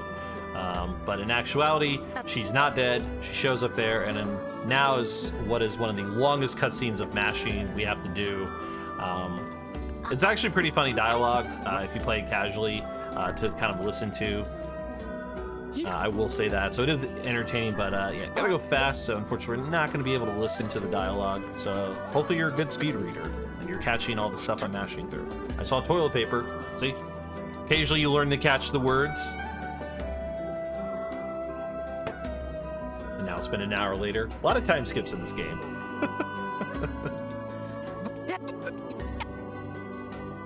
I agree, Tempest. All those options for the bid war do seem very legit. Or, sorry, lit. I didn't say legit. Showing my age here, folks. Showing my age. Both works. I don't know what this confound lit be. That was exhausting. Tell me about it. Anyway, Alright, so we're gonna go back to let's Popola, get give her an Pokemon update on, what we did there.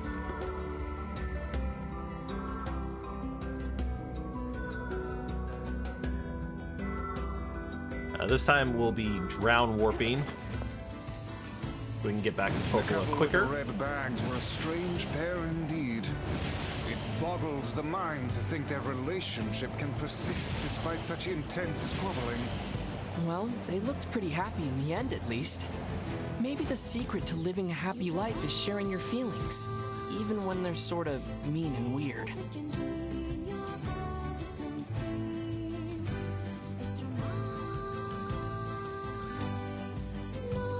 If you adopt such a strategy, I may leave for groceries one day and never return. Such dark humor from Weiss there. Yeah, the Boar is a great car, as long as I'm not face planting on a wall. So yeah, with the Boar, if you it's hard to steer the Boar when you're getting used to it, and so what happens there is if you hit a wall, then you actually get launched off of the Boar, and obviously, you know, time loss, getting back up, and then of course deciding to get back on the Boar, or if you just decide not to get back on the Boar. But Weiss there with a little humor of going out for groceries and never coming back. Great banter between the characters throughout the game, which is awesome.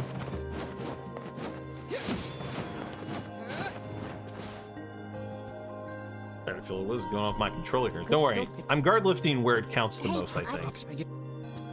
The library stairs, maybe not as kind, and it's a smaller time loss, but there are different parts where the guard lifting is definitely more important.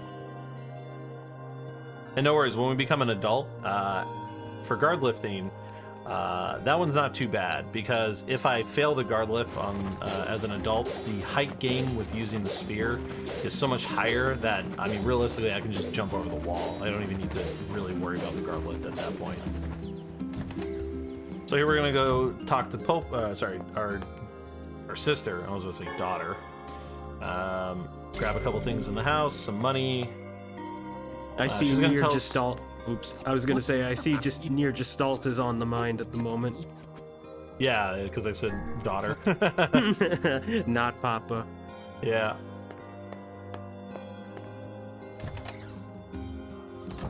Alright, so we talked to Yona. She tells us about this like pen pal of hers at a mansion, so we're gonna go visit this person.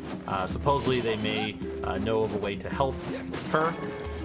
So we're going to head over to the Resident Evil section of the run. Oh. Sure. Here we're going to accept and complete this quest, get 2,000, and then we're going to buy one of our most important, yes, Papa will always be remembered, buy one of our most important magic-based weapons we use for a chunk of the run. So let's sell all of our items. Oh yeah, I did get a Moldavite. That definitely helps. Sell everything but the drops and stuff. Plenty of money. Definitely blew it out of the water. Only needed like 16,000. We had 22,000. Very generous on some of the random drops we found. So we bought the Beastbane. Beastbane is very important for the remainder of the child section. It's the strongest magic-based weapon that we'll be using to help get through some of these boss battles. It's also important for a few sections as an adult. But as an adult, there's a little bit more weapon swapping between spear, large sword, and sword, and then there is face planting. Sometimes the board just don't want to listen. Especially fertile ground. Probably me.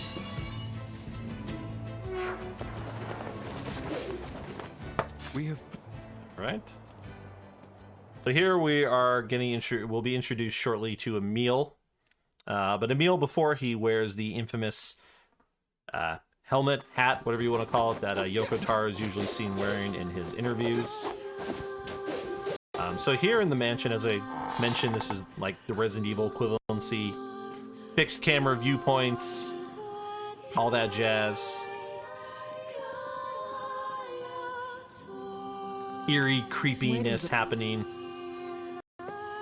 So we can't evade in here, and so we can't evade and we can't run. We can only like walk, as you can see. So what we do instead is we do a combination of like light and like charged light attacks to gain ground, because it's faster than just running What's through. the matter, Vice? Scared?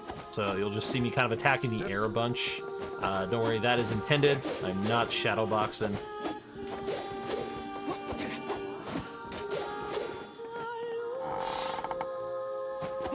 So we go investigate. Then we decide to go back to the waiting room here. We find out that Kaine is now missing. So then we continue our trek through the mansion. So we ignore all doors. Most rooms don't have really anything of value for the most part. So there's very specific rooms we need to visit. So we need to basically find keys. So think of it like Resident Evil. We find keys. Keys unlock certain types of doors. You know, star key, night key, or whatever. So that's why I always call this the Resident Evil section. Be mindful of attacking. If we break that box, it gives us a tutorial about box breaking. So don't want to, you know, lose a few seconds getting that tutorial. So we just make sure we don't attack and break it by accident. We got the moon key, so now we're gonna head to the next door. Haven't quite found Emil yet. We'll find him soon. And he's the one who kind of guides us on our next path. But oh wait, there are shades! They're attacking us! Oh no!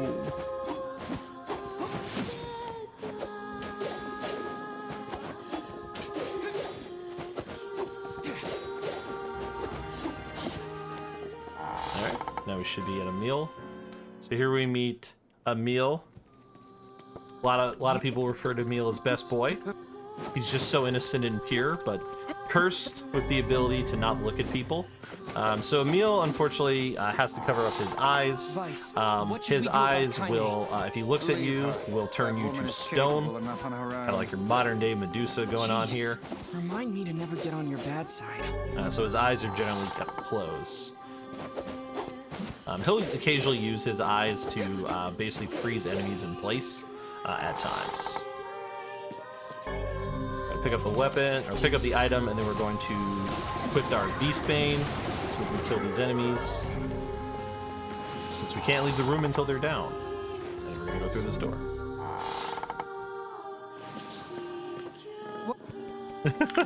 Yes, when you realize why the entire area is in black and white.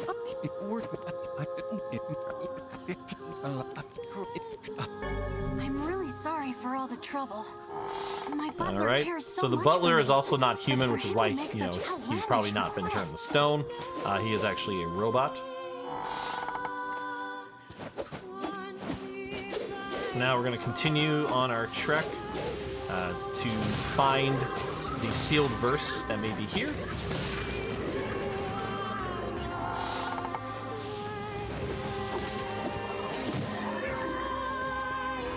But hey, at least I can petrify Have to be your careful of the enemies. auto-targeting. So That's sometimes gotta the be game will do some this help, thing right? where it auto-targets the closest enemy when you Can't let you attack. do this So on your because own. we attack to So I'll be right here move if you need around, it can definitely cause an issue. Maybe my eyes can be useful for once. So that's why you just have to sometimes either just run past without attacking. What I did there is I despawned the enemies by leaving the room. It just helps get through this room faster because there's a lot of them, and the enemies are like walls. They will block your path.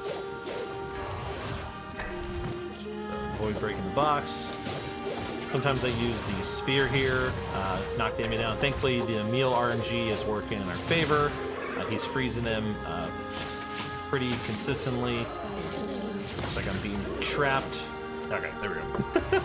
Had a little bit of got trapped a little bit behind the enemy because sadly I can't phase through enemies in this game. They are like walls. Here we have our boss battle against Rubrum. So this is just another book similar to Weiss. Not as cool as Weiss. Petrification is a fearsome power indeed. If I'm not mistaken, Weiss is voiced by Liam O'Brien. Yes, Weiss is in fact voiced by Liam O'Brien. Learn that trick, huh? Heck yeah. Yes, huge fan of Liam. There's no end to this. Big fan of Asher's Wrath. Also a huge fan of an anime called Monster that he did dub work for. Which, you know, one of those like, release the dub, put it on streaming. My go-to role for Liam is Gaara from Naruto. Yeah, I remember when he got the role. I knew who he was. Like not to sound like a, I don't know, I guess like a hipster you could say, but like Yeah, I knew who Liam was before, like the whole like Gara thing. I do remember like when he got the role, I was like, oh, that fits perfect because he is the voice of Ashura and Ashura's Wrath, and it's almost like the Gara, but not as like angry as like Ashura is. So it just kind of fits. Yeah. So here we have the second phase against Rubrum. Unfortunately, he can't be harmed while that shield is up, so we have to just do damage until the shield breaks. So we do a combination of heavy attack spam with dark blast spam. So should be over the next time we break it. So normally you want to try to angle it so he hits the wall. Oh no! That was unfortunate. So what happened there was I broke the magic. Doesn't really harm him, so I couldn't push the end of the phase, sadly. So we unfortunately had to deal with another phase of the shield, but it should be fine. It should end it now. So that was just kind of an unfortunate. He's gone away from me, and the shield broke at the worst time possible, but it's fine. Oh no, we will.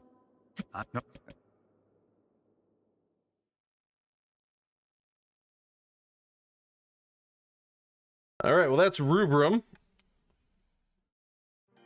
Got through him, which is good. So now we've collected all the verses, so I think it's time we go heal our sister.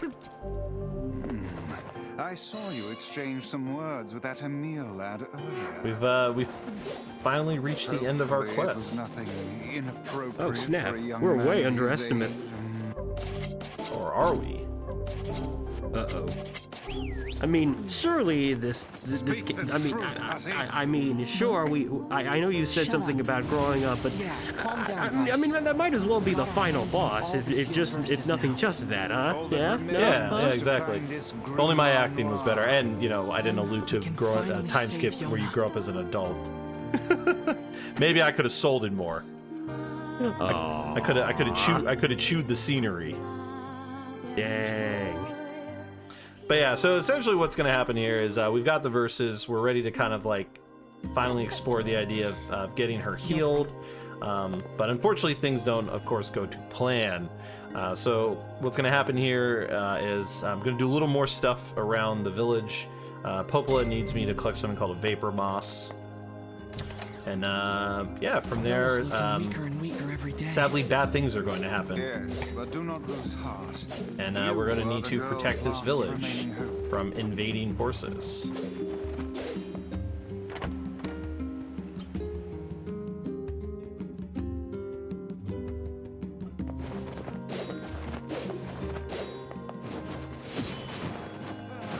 Whew. Man. I know if I had never said anything, y'all would have never known unless you know the run, but I am embarrassed by the lack of guard lifting that's coming off on the first tries. If anything, we'll just call this a glitchless run, which is weird to say because I've already glitched some stuff. So fun fact, actually, we do have a glitchless category, and in the glitchless category, you're actually not allowed to guard lift.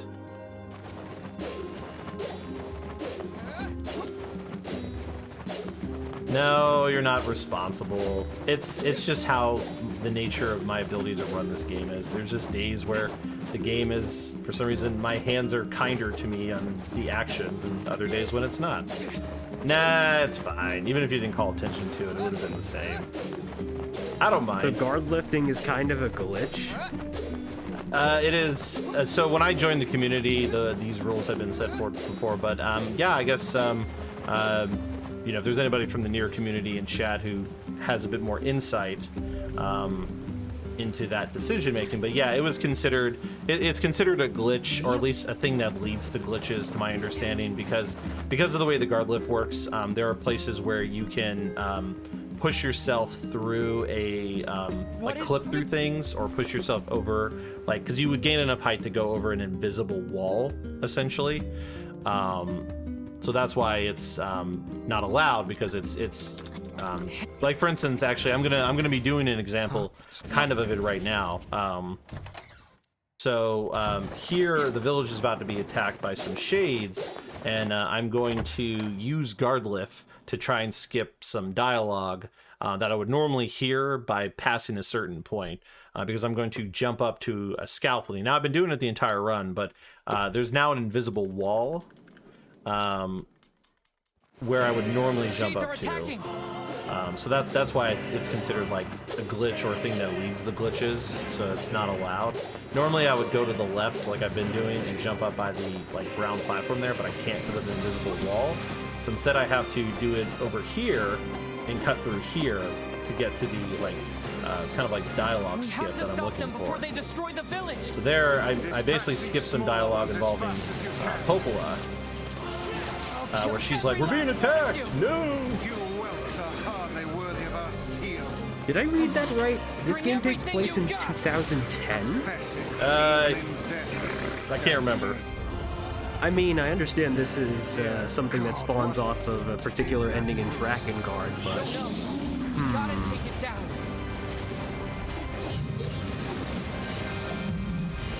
It might be in 2010. Admittedly, no. Well, actually, I don't know. Actually, it kind of depends on where the end of the year is.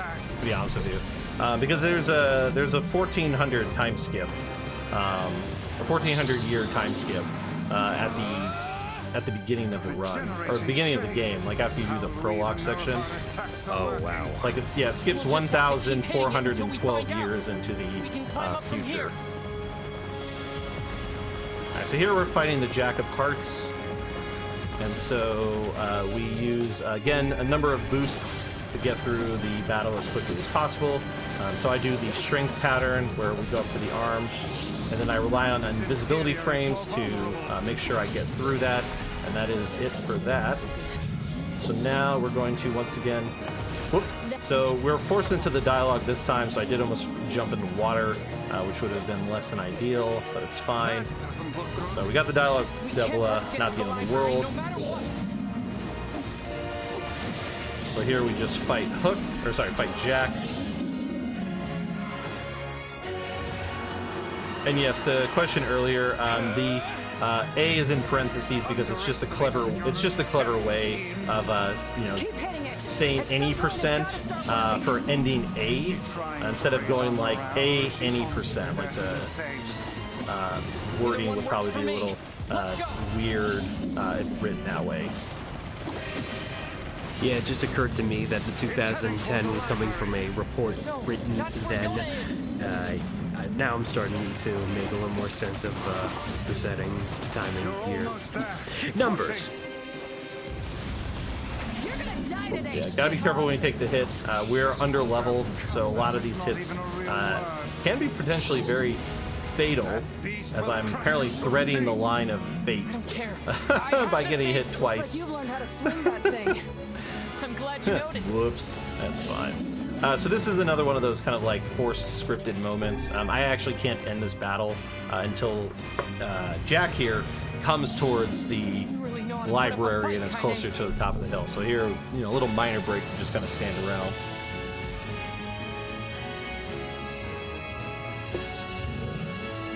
So this is kind of like the climax of the child section before some things happen, and then we take a 5-year hiatus.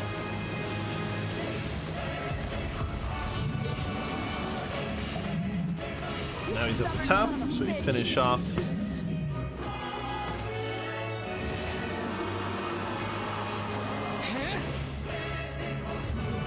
Alright, so that should take down Jack.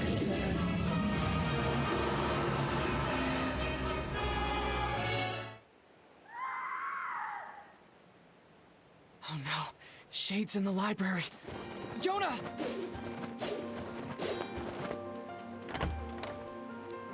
Yeah, it was the Ocarina of Time remake all along. Yeah, the sound work is amazing on this game. So here we have a battle in the library, trying to save Yona, and Emil has woken up, and he has decided to join us in the battle. This is also another one of those kind of like scripted moments that I can't really control, so we just kind of keep fighting the enemies until a certain line of dialogue passes. But obviously, depending on how fast we kill the enemies, we have to kill the wave of enemies before it moves forward. So if we finish when a new wave just starts, obviously it's a bit of a time loss. But this is also a good way to farm healing items to use. Because these things drop like medicinal herbs and stuff. I like it. So, cool. We had a good phase. We took down the enemies just as the dialogue passed, so we didn't have to waste time. Yeah, sadness alert coming up soon. Definitely one of the more emotional moments in the story. This is definitely not a happy game. It's one of those games where good things happen and then bad things happen shortly afterwards to counteract the good things, you could say. So here we have to take down Jack's tentacles. So yeah, sadly, Jack decided he didn't want to die. So he just won't stay down, folks. He just won't stay down. Works for me. So we get through. That's it for phase 2. Or actually, really, he only has the one phase. All right, and now Jack is down.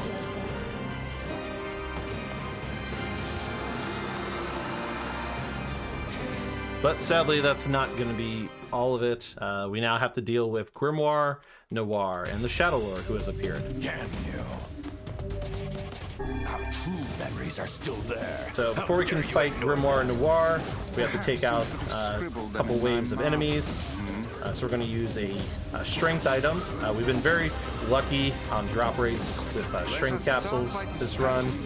So we use a capsule, which is a 60-second attack booster versus only a 30-second one. So this should get us through most of the. This should get us through the entirety of the minion phase, and then part of the Noir phase. Address me by my proper name. So, and sadly, Weiss has lost all its magic, so we are slowly getting back his magic, but we don't have it all. So we just keep beating up Noir, and as we beat up Noir, we slowly get back our power until one by one until we collect all of our magic. So basically, it boils down to just kind of wailing on Noir as phases, and because we have the attack boost, it gets through the phases a lot faster as a result.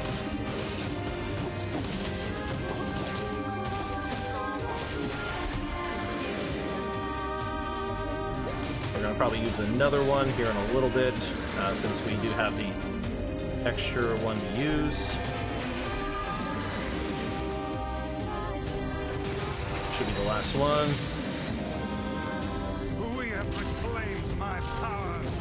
And our favorite. Good heavens, the roof is about to collapse. Ah, the roof. Here it comes. The RNG with that is wonderful some days. Run now. Yeah, the roof is falling, so unfortunately... Okay, we got through anyway. We made it work. Yeah, sometimes the roof will fall randomly and you're just in the wrong position for it.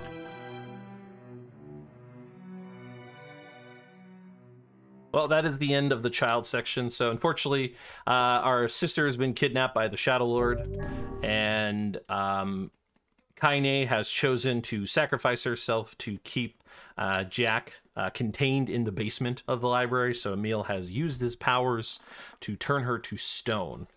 So now we jump 5 years into the future. We've gotten older, and we've now magically been able to handle 2 additional weapons. So first thing I'm going to do is switch to the Dark Lance, because what we're going to do is we're going to lance the enemies to knock them down, because it will knock them down, and then the goal is to down attack them. We got lucky, caught 2 of them, though that one is on a ledge, so that was awkward placement to actually down attack them. Hey, more strength capsule. Luck. I'll take it. But yeah, this is these armored enemies are kind of a pain to fight, so down attacks are ways to simplify the process. And we switch to the sphere, and that's it for that wave of enemies. Yeah, so now we are older and voiced by a completely different voice actor. God. Yeah, I can't remember. I feel like. And my facts might be off on this, so chat's welcome to correct me. But if I recall correctly, one of the Niers is voiced by Noctis, I believe, and I forgot who the other one was, because it's Robbie Drayman. I know voices think this version of Nier.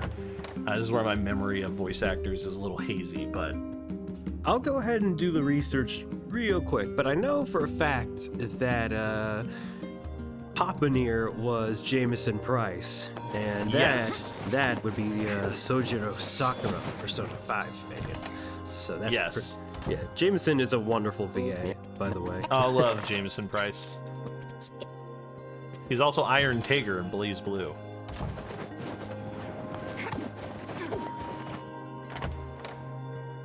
Yes, Papa Nier is voiced by Jameson Price. Brother Nier is, that's right, Zach Aguilar. It's like Zach Aguilar and Ray Trace. So I was wrong about Draymond. So apparently I don't know my voice actors. Apparently I thought one was Noctis, and I am wrong. So I apologize.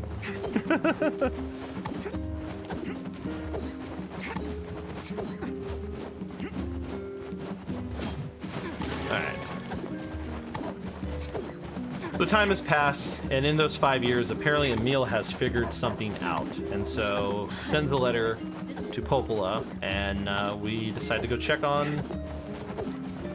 Okay, I was right. Why did I think it was Robbie Draymond? Wow. Apparently I know my information. This is the part where if this was Men in Black, I would flashy thing all of you to forget this conversation. And save face. I'd still probably remember, knowing me. Even if you were flashy thing? Yeah, let's just say I'm not normal. Are any of us? At the end of the day. Also, background yawn.mp4. What? Oh, just a little background noise. No, don't mind me. There's a Good.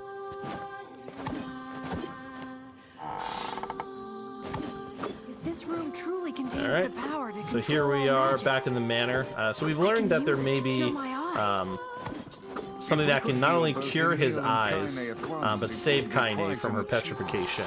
Because before now, Emil didn't know of a way to possibly like unpetrify people. So if they were petrified, it was pretty much game over. But he found something out, and so apparently there's a research facility underneath the manor. And so this is where we enter the Diablo part of the run.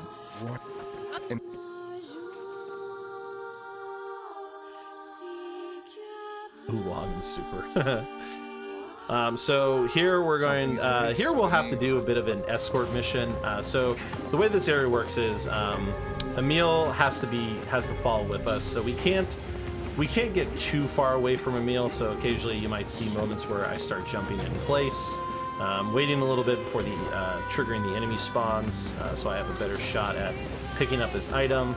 Because I want to stay like at the rim of how far I can be away from Emil. But I also have to be mindful because if enemies are in the way, he's going to try and attack the enemies more than anything. So here I'm going to focus up on a guard lift skip, infinite height skip. Almost messed it up there. Don't want to break these boxes. This might question. Yeah, we're going to have to gain a little bit extra height because we fell down for the beginning part. So the sphere actually gains more height than the sword, so it's easier to do as an adult, but the timing is tighter before he attacks down, so you have to be mindful of that. So I'm just trying to be safe on the distance I need, so we're going to go a little bit longer than I normally would, just to ensure we get it. So we're trying to skip over the need to get key cards. I think I can do one more. I should be fine. Let's just do one more to be safe. And then we do delayed aerials into an air dash. And then we're not going to touch the controller, because if I move, Emil, it's going to warp me back. But if I wait for Emil to warp, it resets the tracking. And so we've made it here. Yes, you can jump. And so that is the first laboratory skip to avoid the need to find some key cards. Thank you for the good luck, Azuma. Yeah, normally you can start the aerial spear movement a lot quicker, or a lot sooner, but because I lost some height from the initial triggering of the skip, like before I was able to pause it, I wanted to be safe and not accidentally basically force us to either reset or take the long way.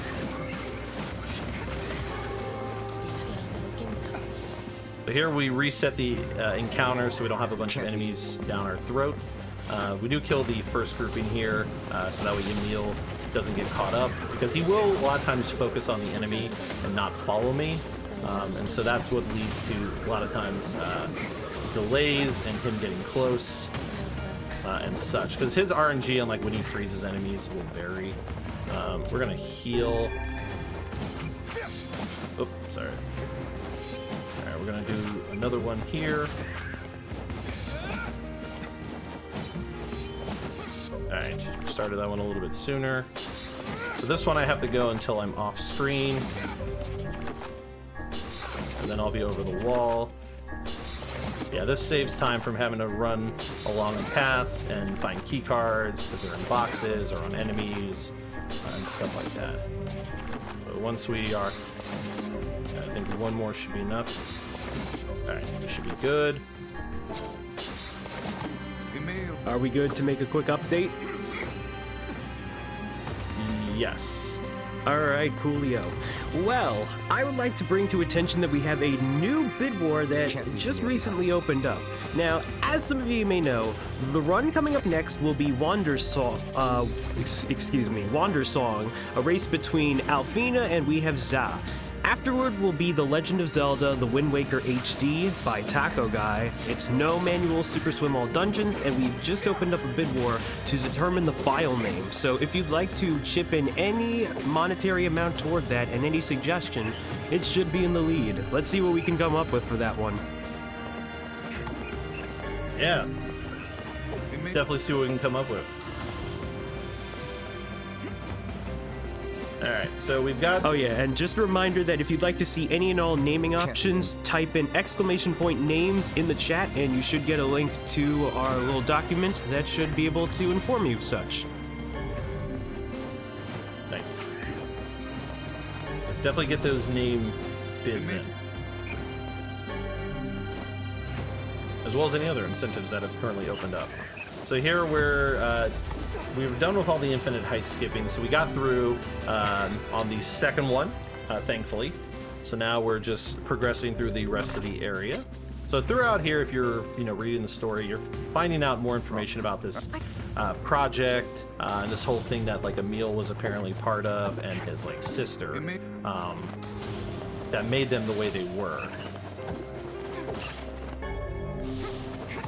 But yeah, a couple times you'll see that the things will reset due to me getting too far away from Emil. So when you get that dialogue that says like, oh, he's falling behind, you just want to be mindful of how much further ahead you are. It is a little bit of a time loss to have to like reload, especially if you keep triggering it. But sometimes we do it to kind of despawn enemies. Like right there, I do it to despawn the enemies. Here we're going to grab the large sword, going to heal for safety measures. And we gotta fight a wave of enemies. We're gonna continue to hope RNG is in our favor for words, because we've been getting words, but because we spam what's picked up, don't fully know what's in them quite yet. Got mindful of the shield enemies because we can't throw magic at them, so we have to be careful with the auto targeting. But I think I got a 15% on physical attack actually, just there.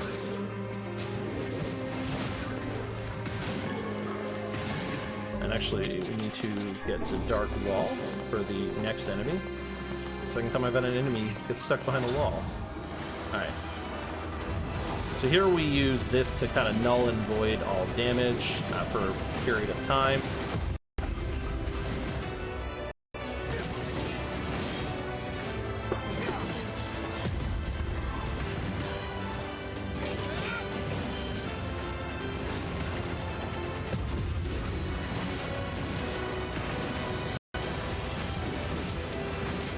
So there got dicey because right as he stopped blocking me, what ended up happening was he started to attack, and I think I actually would have died if I took that hit, to be honest with you. I'm glad we got through that.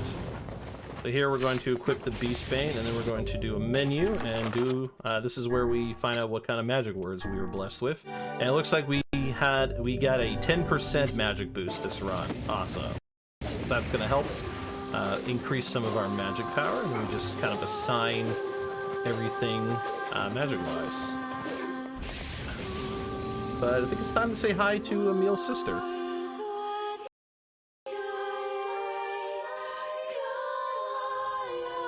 Hi, Emil's sister. Got a bit of a transformation, you could say. Here we're gonna... So this boss only takes damage from magic attacks. So we use a magic drop and combine with the 10% boost. Ideally to get a 20%, which I had once, it goes a lot faster. But see, we're already on the phase 2 with just that alone. So can't harm the boss right now, so no need to tire your hands out. And then we move on to phase 2. Emil, we're coming for you. Come back to us. So attacking these things does replenish magic. You just got to be careful, and this should close out the phase. There we go, and that takes care of that. That is Halua, Emil's sister.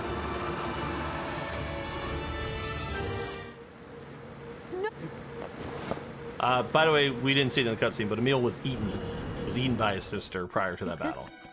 And when he came out looking like the iconic character we know him as. Well then, that's it's different, I know. Yeah. Okay then. But now Emil is able to use his eyes and control his powers without having to worry about keeping them closed all the time. Ah, so it's not all that bad, just kind of bizarre, let's put it. Yeah, it's good thing his name isn't JoJo. It dies today. I know, bad humor.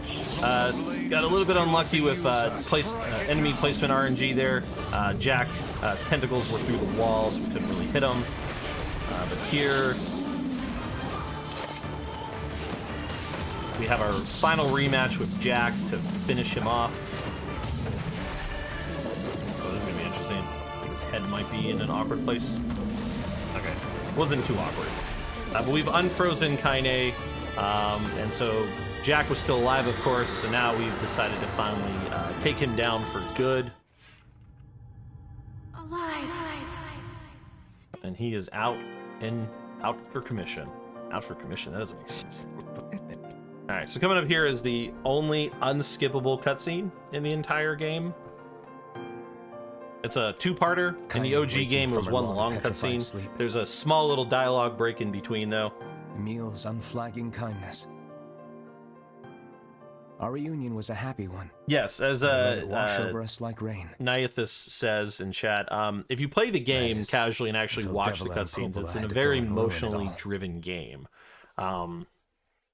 You lose some of the context, obviously, if I'm, here making a joke about it, or, you're not watching the cutscene, so you can't really get the same emotional value from it.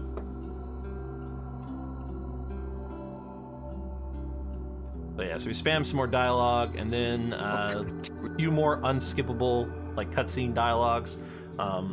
If one needed to use the bathroom, this would be the longest break, depending on how close your bathroom is, to where you could probably do it. It's not a long break, so it's one of those, you should be able to take a very tiny amount of steps to get to a restroom in your house, kind of moment. If you have to go 2 floors above, you're probably going to lose time. Pointless in the end.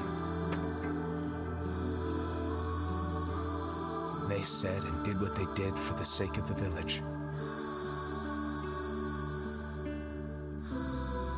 To protect it from the horror of the shades. Stretch my legs real quick.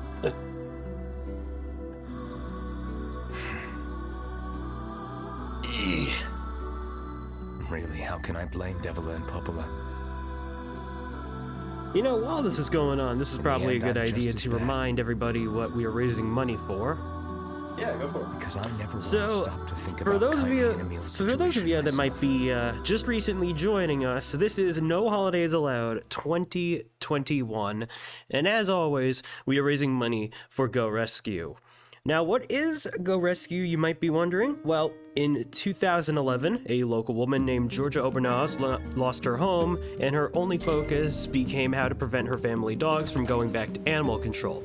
Starting out with just an empty shell of a building, Go Rescue soon became not just a place for her current rescues, but a shelter that has grown to rescue over 2,000 dogs to date, with no signs of slowing down. They work to provide a haven for homeless dogs, giving them the time, care, and love they need to find not just any home, but the right home. Go Rescue is a state-approved 501c3 nonprofit, which means your invaluable donations may be tax-deductible, and your employer might also match your donations. So big shout out to Go Rescue for all the work that they've been doing. Big shout out to Georgia. And let's see if we can't get some more support going for them to make their mission ever so continuous. Yeah, definitely. Save those puppers.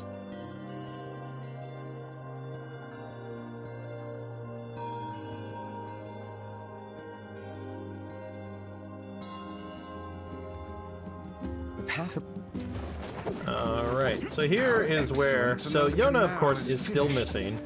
Still, you know, we have not rescued her, so now it's kind of our goal to rescue Yona.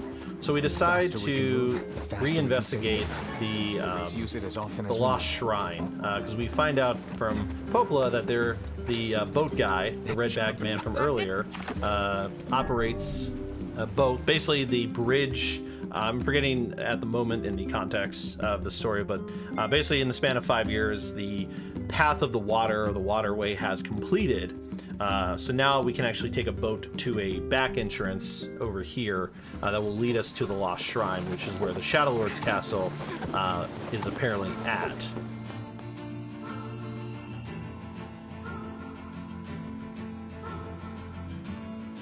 Don't spoil it, B-Rain.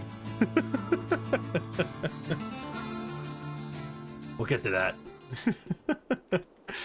So we're here at the rear entrance, so we have to climb up because in a cutscene we skipped earlier, the bridge that we took at the beginning of the game has been destroyed, so we can't actually get there through the traditional means. So instead we have to take the back path, and then what you saw me do there is a thing to kind of help with elevation. I do a guard lift into a heavy, into a jump, into a heavy, into a dash, because that will give you the most height possible to be able to climb the ladder as quickly as possible, really.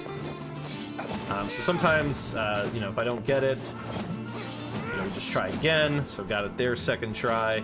Really climbs up, because climbing a ladder, even though they're skipping, it's still pretty slow in comparison to the height we gain from doing the guard lift. But now you're gonna watch me skip a whole mess of the shrine, unlike I couldn't do as a child, but I can do as an adult. And basically just get to the top and not worry about going through these rooms and fighting enemies in them. We're going to basically climb up a number of ways.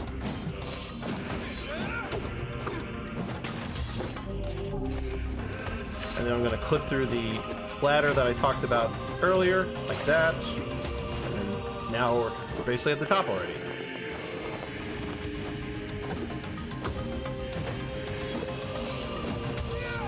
And we're done. We are at the top of the shrine already. No going through doors, no going through ladders, no fighting enemies. Just kind of skip all of that. Made possible by the wonderful spear weapon and its delayed aerial and height increase, thanks to guard lifting. It was actually a very good Lost Shrine. There's a couple variations of that you can perform. The one I did there, I feel for at least maybe my skill level, I feel is the easiest, and it should also be the fastest because it doesn't require as many. Because there was a variation I did that had like 4 kind of like infinite heights I had to perform. This one only is like 3, and then there we go. And we are through. So now we just need to deal with the enemies here. Let's do a quick check on items. Yeah, we got a lot of magic drops. So let's get the Dark Hand. We've got a super important mission. You can't sleep out in the rain. So basically we're just going to use the Dark Hand to kill these enemies as quickly as possible. Or we're going to take a lot of damage. Not the end of the world. See it from there. We seem to be surrounded by a mob of helpless puppies. Just kick them aside.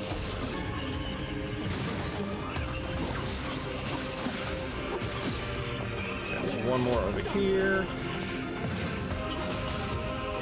Alright, that's dead. So now we can get through.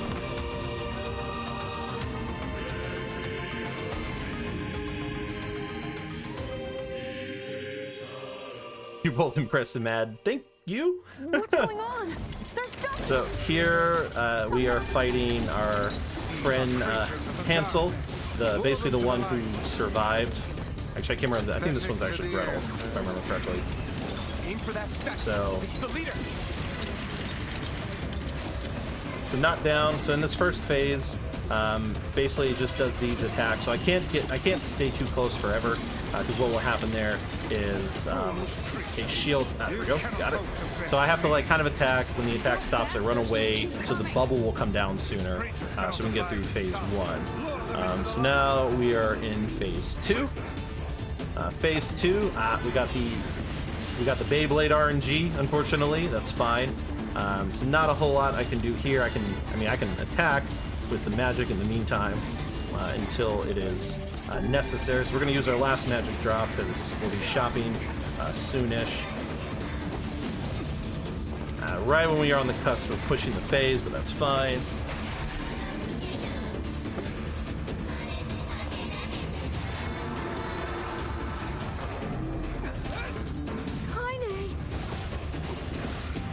Alright, this should be it for Gretel. Equip the spear now for the next battle. Yeah, Beyblade technology. Alright, so here we're gonna fight Kaine. Kaine, this battle is iffy because it is based on when Emil decides to come over and basically pin her character down.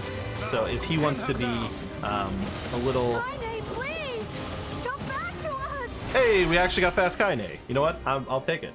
I don't usually get Fast Kaine. I will take Fast Kaine. Because we are reliant on Emil. Because the way to win the battle is Emil has to come over and he has to initiate that like circular dial thing you see there to actually finish the battle. So you could like end out her. You could basically like remove all her HP, and then she won't go down. Until Emil comes over and kind of like placeholds her. And here we get our first. So we found the entrance to the Shadow Lord Castle, but the problem is it is locked behind a gate, and we need to now collect a series of things called fragments. So just like collecting sealed verses, we are now going to go around to all these places we've been to already, and we are going to collect fragments because things have changed in 5 years. And so we are now locating fragments.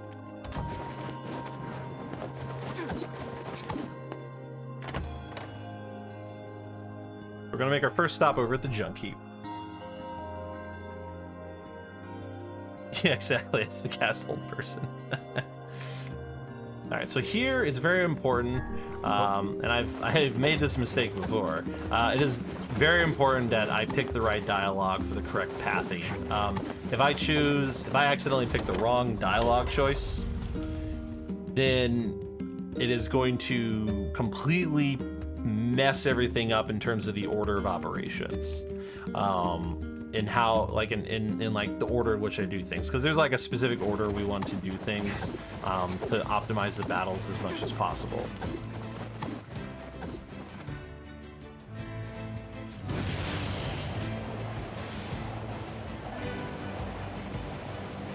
You got it, Yona. I will come save you.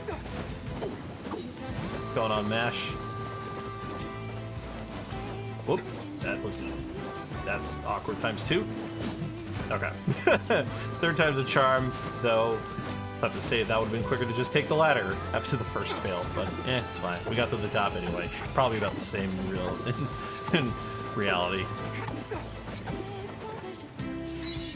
So for those of you who've been here for most of the run, remember I talked about how this run can rely kind of heavily on like money and drops, or can, depending on the route you may or may not be trying. Well, this is the part of the run that makes that determination if your run lives or dies. Thankfully, with the decision to not go for the Phoenix Sphere as much and just go for Usurpers, the consistency is better. But in the beginning, a bunch of my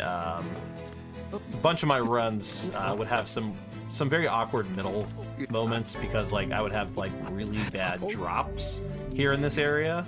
And so as a result, I had to like on the fly like do things differently, and then I would lose time. But ever since switching to my current route, thanks to advice from the Nier Replicant community, or just the Nier community in general, it's at least more consistent. You want to see the swag anyway? Fair enough. It's a shame about the older lad. Oh, okay, we'll just climb up like normal. Sounds like you went into a dangerous area for the sake of the business.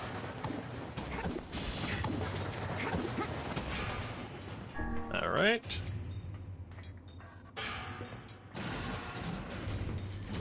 So we head to the second basement. And so in a little bit, so basically we're trying to find a memory alloy for the little brother. So if you notice, there's not two brothers in that place. Only the little brother is there. He has grown up. The older brother has gone missing, unfortunately. Is the only unfortunate side. Brother happy would have been enough. That's what being an older brother is like. And so, he's alone right now. Not sure what happened to his brother. We're looking to upgrade our weapons and do that, or basically to get some help with weapons, but he needs our help and he needs a memory alloy. So now we are going back into the junk heap to locate a memory alloy. And we are going to take a very specific path to get to the memory alloy that will walk us through a room of a bunch of boxes that have a chance to drop a number of items that sell for a varying amount of money. So, Damascus Steel, Amber, Fluorite, these are all the items we're going to find. Ideally, we want Fluorite or Damascus Steel. Those are about 6,000 each. And looks like we got a Fluorite, so that's 6,000. So we're already doing good. We need about 19,000 in total between all the stuff we're going to sell as well. So it's not just reliant on the yellow drops. It is also reliant on other things. Oh, cool. 2 ambers, that's 3K, 3K, that's 6K. And then another amber, so that's 9K. We've got, 6K plus 9K. I can't do math, so somebody... Ooh, Damascus Steel, that's 6,400. We've actually getting pretty good on drops. I think we're going to be okay, actually. Wow. That's another Damascus Steel. Yeah, we definitely have too much money now. Oh my god, more yellow drops. Talk about marathon luck at its finest, folks. Another 3K. And that's it. Yeah, so I don't even need to do the math. I know for a fact I definitely got plenty of money in that entire area. So we are A-okay.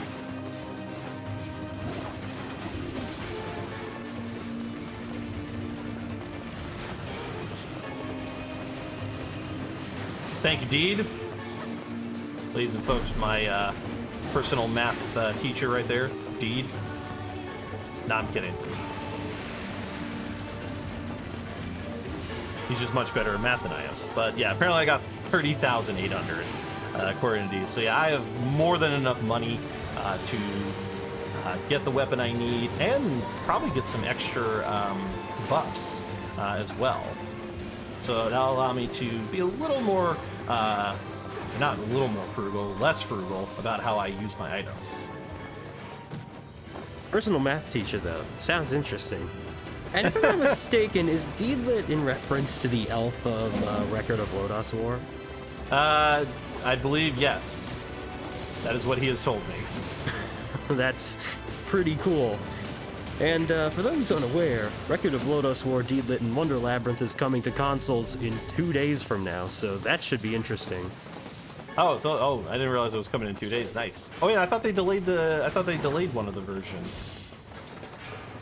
Oh, I never heard of this one. I'll have to look that up right now.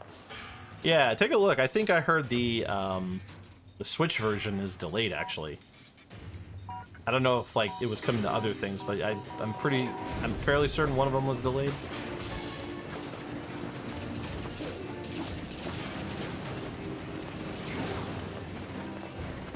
Yes, it is coming to consoles. I don't remember which consoles, but it is coming to consoles. Alright, so a couple more rooms. We have to basically use bombs to get through these barricades. This one has tricky timing, because if I wait for the door to fully open, the bomb will explode in my face. Get that gold grill. You know I'm gonna put them rims on my bore. Get them 22s.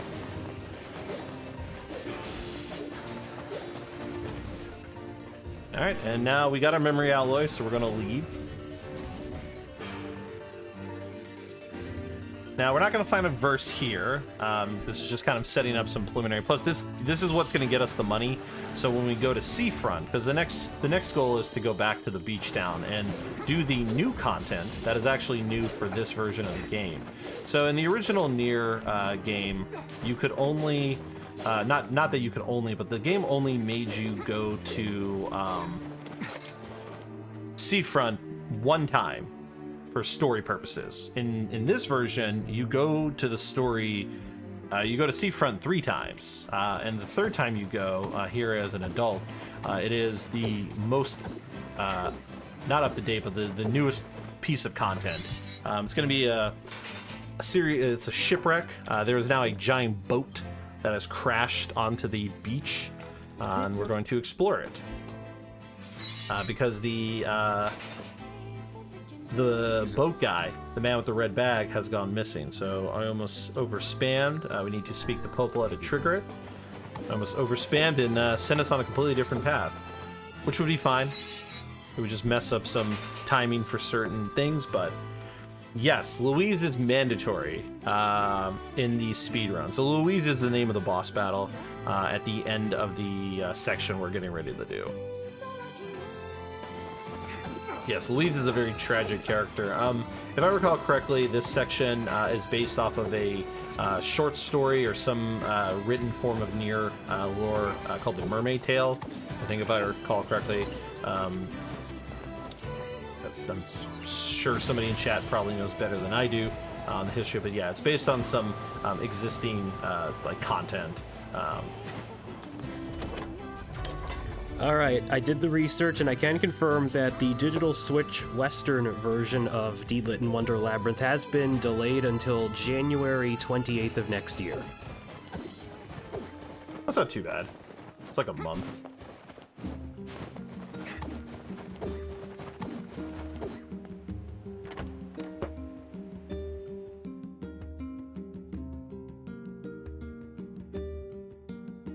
You know, it's kind of funny. It's almost like I've been your personal Weiss here and there.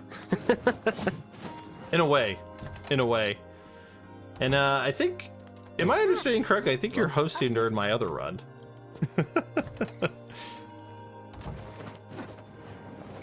Wait, are you doing Pokemon Gold? No, I'm doing Grandia 3. Well, I'll have to take a look at that one, because I know I'm doing Pokemon Gold next. Well, no, this is on Sunday. Ah, okay. I mean, yeah, that's fair. This feels alarmingly familiar. I'm sure that couple. Don't worry, whoever gets the host during that run will have a fun time. It's a fun run to be a host towards. Not to get dragged into it this time.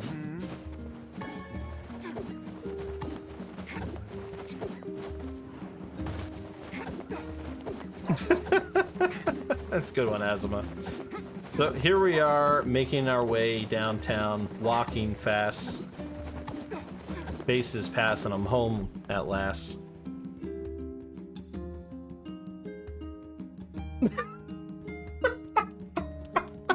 I'm sorry, I laugh because I could hear in the background my girlfriend go, doo-doo-doo-doo-doo-doo. I couldn't hold it. But anyway, we're going back to Seafront, which is not our home in this game. Our home is the village. Yes, it's just called Village. Yeah, pretty much. I mean, that's pretty much the usual thing. I mean, it's just city, village. I mean, yeah. I mean, who needs place names? You know, I mean, some of them are unique: Facade, Baron, Temple. But yes, there's Village and Seafront. And then sometimes you get a word that just goes with city, like Limbo City of DMC Devil May Cry fame. Ah, yes, good old Limbo City. Alright, so here is where we sell our items, find out our final money total, which should be pretty chunky. Mix in with all the other stuff we got. Just make sure I don't sell. Alright, but we've got everything. Yep, 46,000. So if I was doing the old route, I could do the old route. Because I have definitely way more than 36,000. Hey, yeah. George has indeed confirmed that I am covering your other run, Wody. Nice. We'll have fun. That run is just a lot of RNG. We shall see. Alright, so because I have so much money, I can afford to just go 10 and 10 because I only need to hold on to 2K at this point.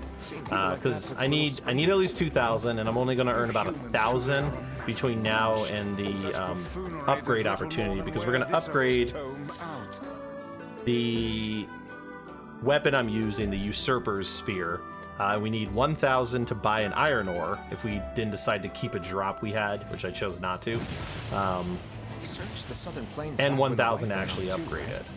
I believe we did, yes. Lots. So here we go back to town, because we're searching for, as we did earlier, we were searching for the wife who had gone missing. Now the husband has gone missing, who was also the boat guy.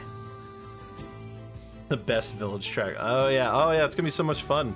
Some of the best music you'll ever hear in a video game is in Grandia 3. Bax / Kappa. Of course you're loved, Mash. We all love you.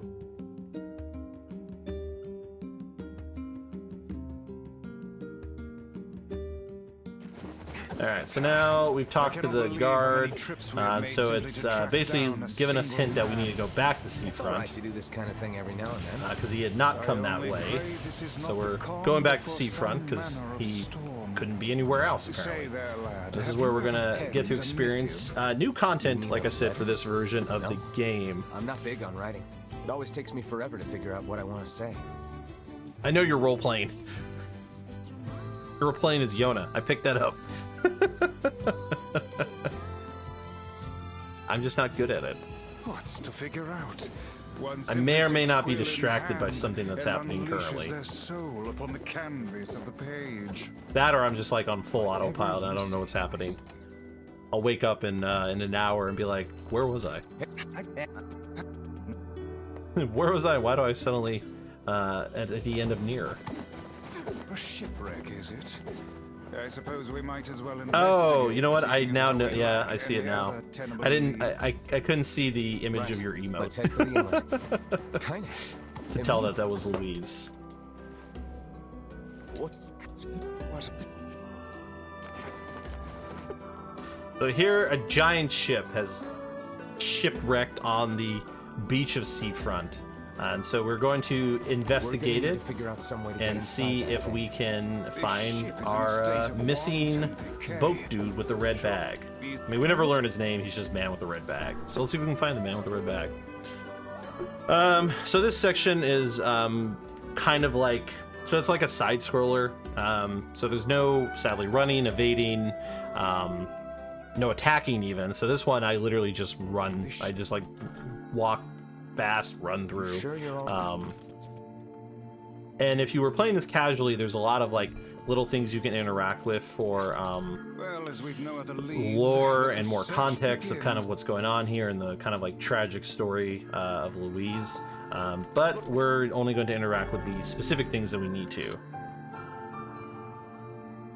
Yes, it is a wonderful new addition to a game that you may have already played and love, but in the speedrun sense, it is the draggiest part of the entire run. Which is funny too, because it's not only the draggiest part of the entire run, but it's also until you kind of get the battle down and adjust appropriately, it's also one of the most dangerous and run kill heavy boss battles, in addition to the skips. Because we're so under leveled when we fight the boss at the end here that even like one hit, like you have to stay at full HP like the whole time, because if you're not and you take like a single hit because you either failed to dodge, didn't have dark wall up in time, you basically get taken out. I think my previous PB, I actually died. I had like a 2-minute time loss on this boss, for instance. So yeah, it can be dangerous if you don't fight or account for certain things properly. Yes, you could say it is a bit of a wreck. It's also very scripted.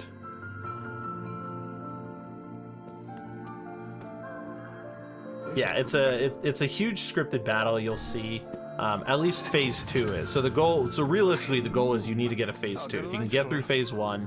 I know we're kind of getting ahead of talking about the boss battle, but that's also because there's not really anything happening other than me just following specific paths. We checked that book for 1,000 gil, which is like the last real piece of money we get before the next time we go to a shop.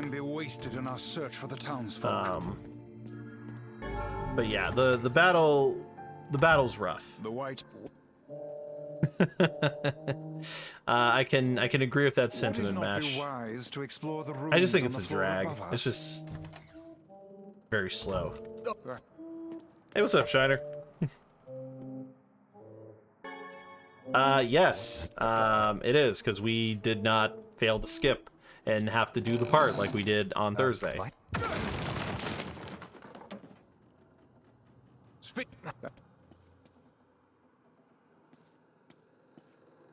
We fell through some planks here. We have to find the lantern on the ground. And then in a moment here, we'll be doing our word check for physical damage. So I can't remember what my last run had. I think my last run only had a 2%. I could be wrong.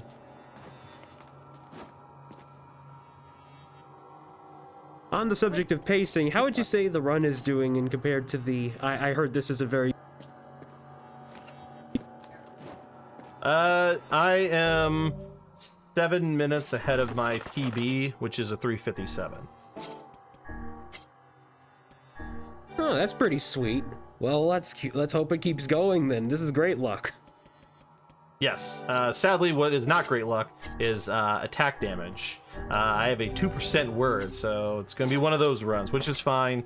Just means slightly less damage. Not the best, but not the worst. I mean, it's manageable. It just means some of the enemies just may not die as fast. But it's okay. Yes, got Fear Skip. Minecart Skip is coming up next, and yes, I am going to attempt to do it, even though I did fail it last time, because why not? I've got the extra time. Oh.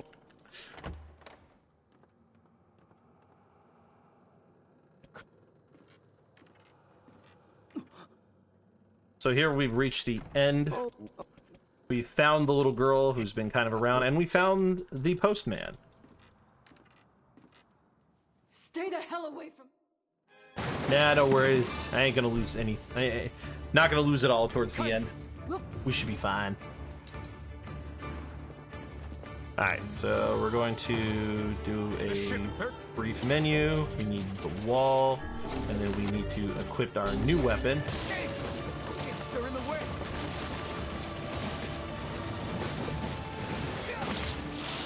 We gotta fight at least 2 of the groups of tentacles that are in the way. Basically, Louise is not who we think she is. Louise is a shade. Unfortunately, a giant squid tentacle monster in disguise, essentially. So yeah, we're gonna have fun with this boss battle here. So we're gonna use the power of Dark Wall to try and basically tank a lot of the hits. Why isn't this shade being hurt by the sun? That is not And we're gonna make sure we use a strength drop. It most certainly is being burned by the sunlight. However, so the goal is we want to get through the first phase as quickly as possible. Really want to get through any of the phases as possible. So we have to take down the tentacle attachments to be able to kind of damage her right now. And so we can push the phase this way. I can't believe that little girl was actually this. So it looks like okay, cool. We got a really good phase 1 for the first tentacle. Already taking it down. I'm gonna try and get a couple cheap shots in on the other one before it goes away. And then we have to take down these other tentacles before we can do anything with hurting the boss. we must end it here and now. So I've got to be careful. The tentacles do hurt a lot. And, you know, I don't have full HP. As you can see there, I died.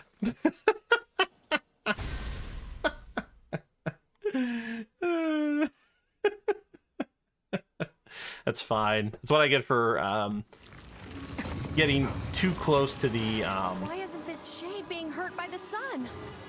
Getting too close to the those tentacles, because like I said, they do a lot of damage. So that one was entirely on me. Not the best, but you know what? For the time loss that you could incur on this battle, that's probably the more ideal situation of time loss. Get out of the way at once. But yeah, that was just me wanting to show you what can happen if you let Luis kind of run rampant. That little girl was actually this thing. This monstrosity is unlike anything we've faced before. So we'll just do the same thing over. Aim for the tentacles with faces on them. So I'll just pay a little more attention, but it's fine. It's all according to plan. This thing is gonna pay for what it did to those people. The town will be in grave danger should we leave this creature be. So just gotta be mindful, the tentacles do hurt. Yeah, if they're going for an attack, I need to evade. Out of the way. Like that.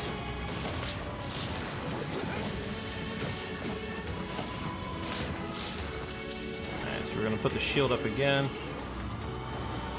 And then just to be safe, we're going to heal.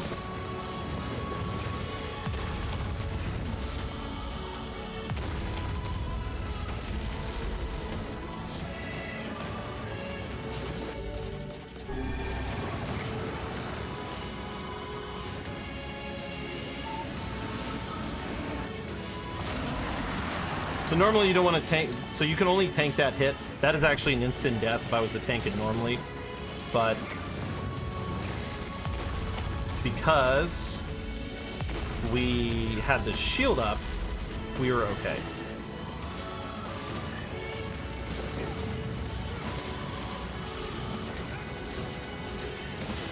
Alright, and that should get us through the first phase. So attack with all that you have. a little bit of a time loss, but battle's pretty much over.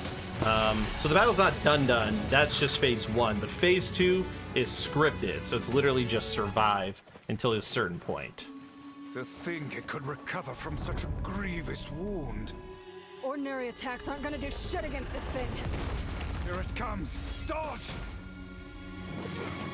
So I don't actually need to really attack, because if you were able to do the appropriate amount of damage, she actually just heals it all back. So no point wasting my energy there. Time lost? No, we're keeping the marathon on schedule. Duh. Even exists.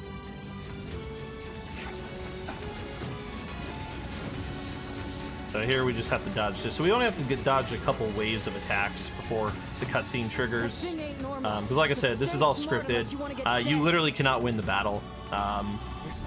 You just have to kind of wait until she defeats you. But not until a very specific moment.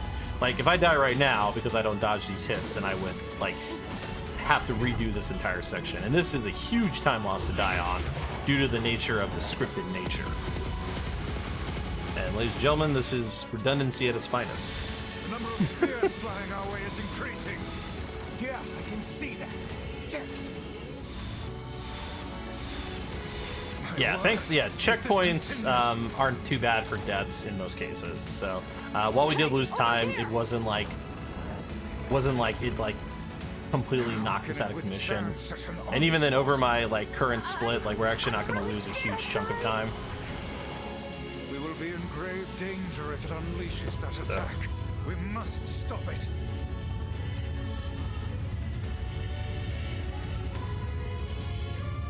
All right. Yeah, fighting big fists on the beach. Oh no, we've been blown away by an attack. So this is the scripted part I was referring to. So we have to wait till this moment. She does a massive attack. Nothing I could have done there would have saved me. And then so she basically got knocked out on the beach, near dead. Nothing I can do about it at this point. I think. Yeah, GG. Bad guy wins. The bad guy wins. Damn it! Fuck!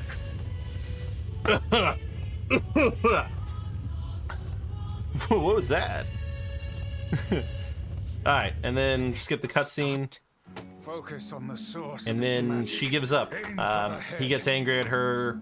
I believe in the context of the story, because I forgot, I think she loved him, the postman. And so she decides to just stop fighting. Be together. You disgust me. And that's battle. Not bad. We lost 40 for having a death. We only lost 43 seconds having to redo that, so should be a free time save next time I do the run.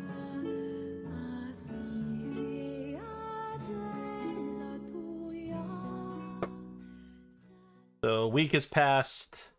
Bad things have happened. Sadly, you know, the postman is saved, but sadly her husband did not make it out. He is, unfortunately, he was killed by her. So we've unfortunately had to leave her in an emotional state at this time. Do not.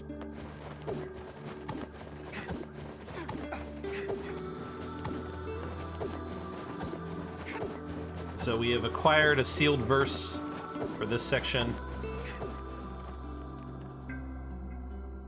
So as the sadness train continues, let's go for something happier. Why don't we go to a wedding? Hey, Kane. Yeah. You were threatening that shade on the beach the other day? How did you know it was trying to protect the postman? Just a feeling, I guess. All right. Yeah, definitely Shiner. But yes, we are now going back to town. We're gonna go check in with Popola, kind of let her know, you know, what happened to our fairy dude and everything that happened here at Seafront. Possibly Osborne. Possibly. I was a little too generous with my estimate. It realistically depends on how the last couple skips go, but it should definitely be around 40 minutes at least. But I said that I could showcase the skipped content if you like me. It's like a 10, maybe an additional 10 minutes of time kill. I could do that.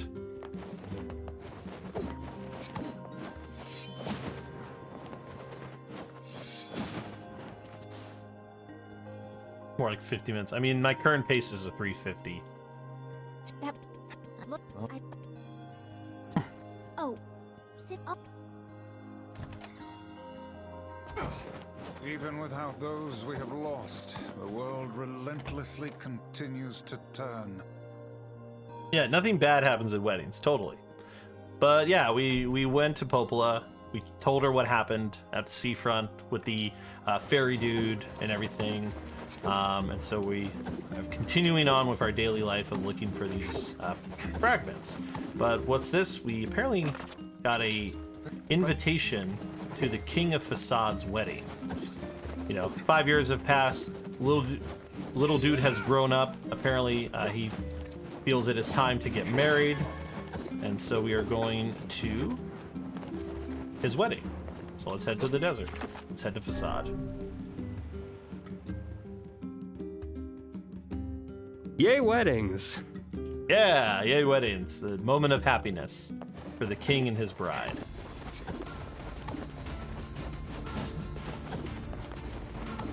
The do our little jump there to kind of cut across the invisible wall so we don't have to climb all the way to the top.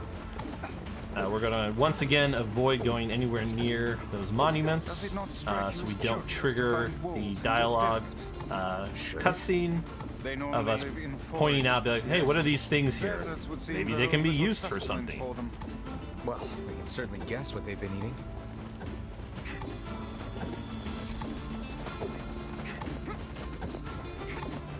All right.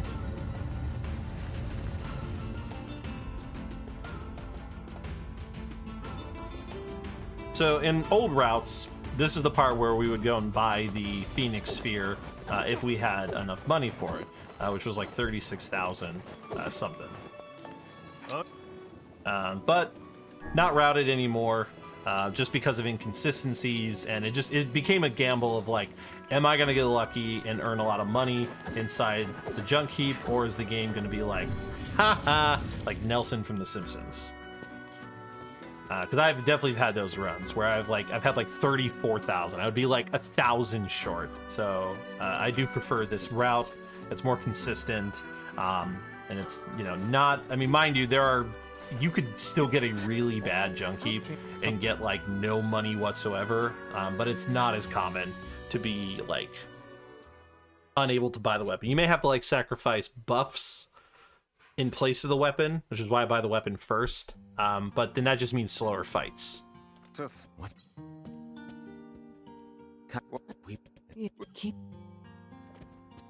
Thanks. Hey, I like to make it sound like my runs are hanging out. Don't worry. My Grandia 3 run on Sunday is going to be even more chill.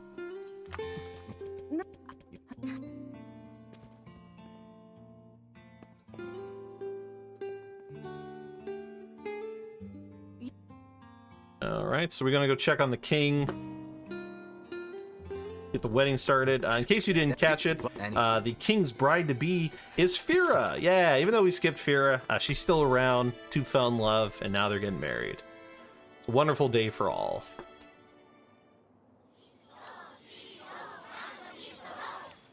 And now it is the day of the wedding. Aw, weddings are the best. There's flowers everywhere. Everyone's happy. It's just great. I'm kind of jealous. Aren't you jealous, Kaine? Oh, good old Kaine. Come on. But what's this? Rock has decided to crash the wedding, unfortunately. So unfortunately, Rock here has decided he doesn't really care for this wedding, and so he is going to mess it up. So here we're fighting Rock for the first time. This isn't a full battle. We just have to get his HP to a certain point, which is why, because I have so many extra drops, I decided to use a strength drop, and so we got a fast Rock there. But that's not the end of the battle for Rock. That's just the start of it. So we got through that battle actually really quick, thanks in part to the item. So now we're going to just finish out the facade stuff because we're able to. Just go see the king now.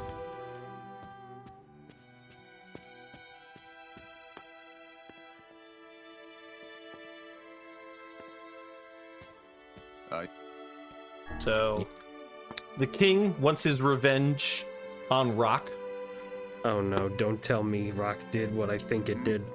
It's Killed Fira.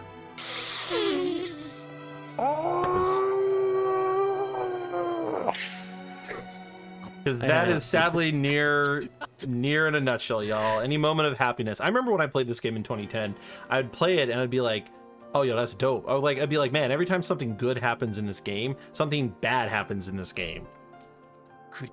It's like, hey, we're having a wedding. Bride is dead now. Hey, we did this. Oh, the mother's dead. All kinds of stuff. So now we are fighting Rock to get our revenge on him for killing Fira. So we're gonna hope RNG puts Rock on the good rock, and so he is on the good rock. And so we're gonna try and do what's called rock skip. Slightly messed it up there. Messed up my pattern, and there we go. Now we got rock skip, where we go over an invisible wall to. Oh my God! I've never done that before.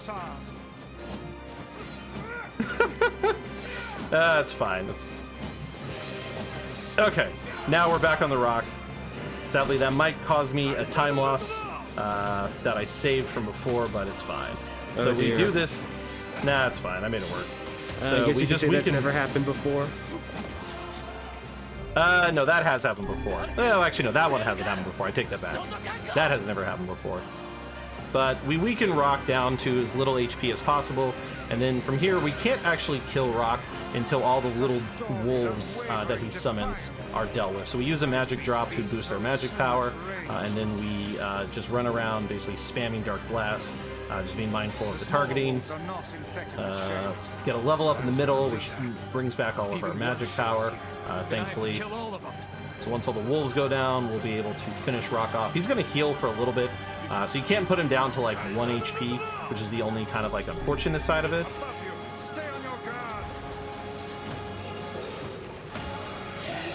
But this should be a quick battle, nonetheless, and take him out. So not bad considering, you know, we slightly messed up Rock Skip by jumping up. Like we got it, then we messed it up, then we got it, and then we fell off the rock, and then we got it. And, you know, it was like a 4 attempt, but we apparently still saved 30 seconds off my split, so still pretty good.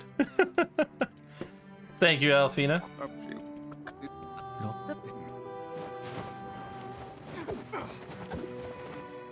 Alright, so now we are going back to the junk heap to finish out that section. And so this is the part where we would need the 2,000 gil to upgrade this weapon to be all that it can be.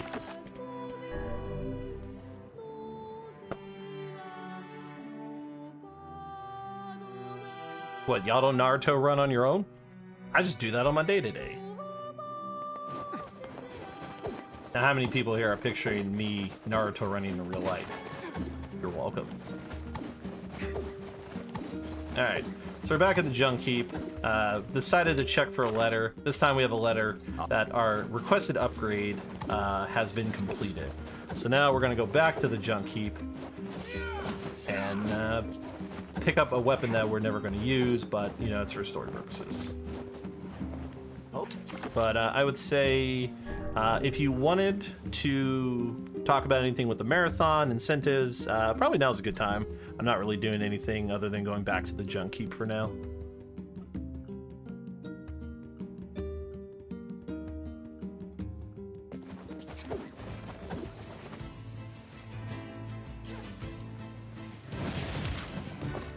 That was awkward. You've never seen me and Naruto run off camera. I mean, I can if you really want.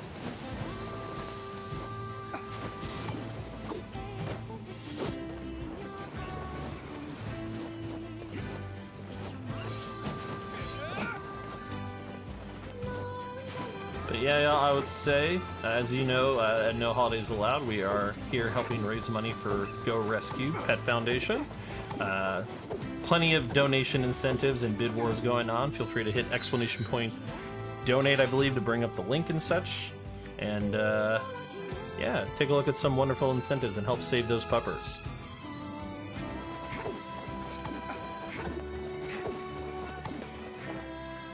Alright, so we're back here at the junk heap.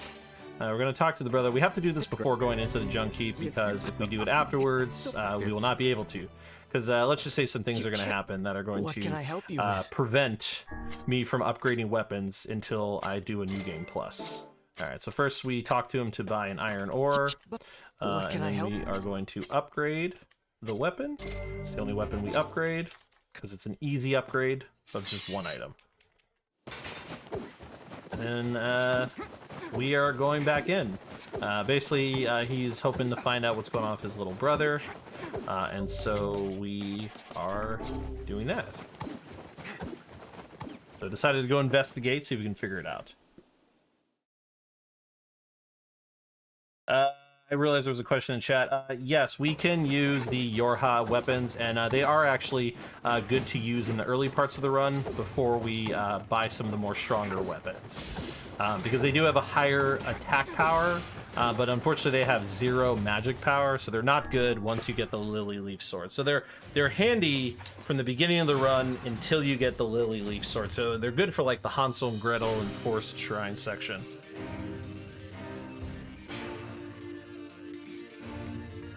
I apologize if I missed any other questions. So now we're going to attempt to do what's called minecart skip. Last time I tried this, I realized I had never done it on normal, so so I kind of failed it. We're gonna see if we can pull it off this time.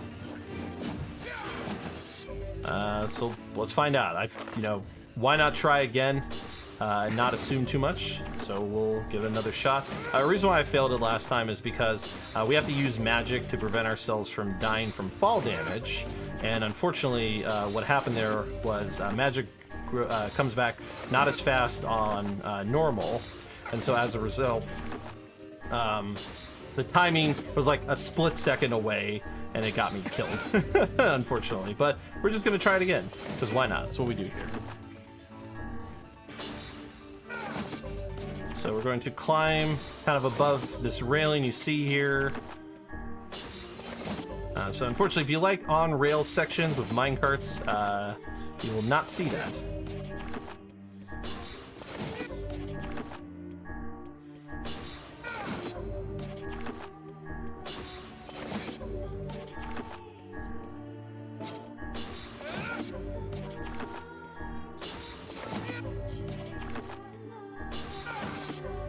Alright, should be one more. Just want to make sure I have a usurper. Alright, so we're going to fall for a bit. And then do this, and then 1, 2, 3. 1, 2, 3. 1, 2, 3. 1, 2, 3. 1, 2, 3.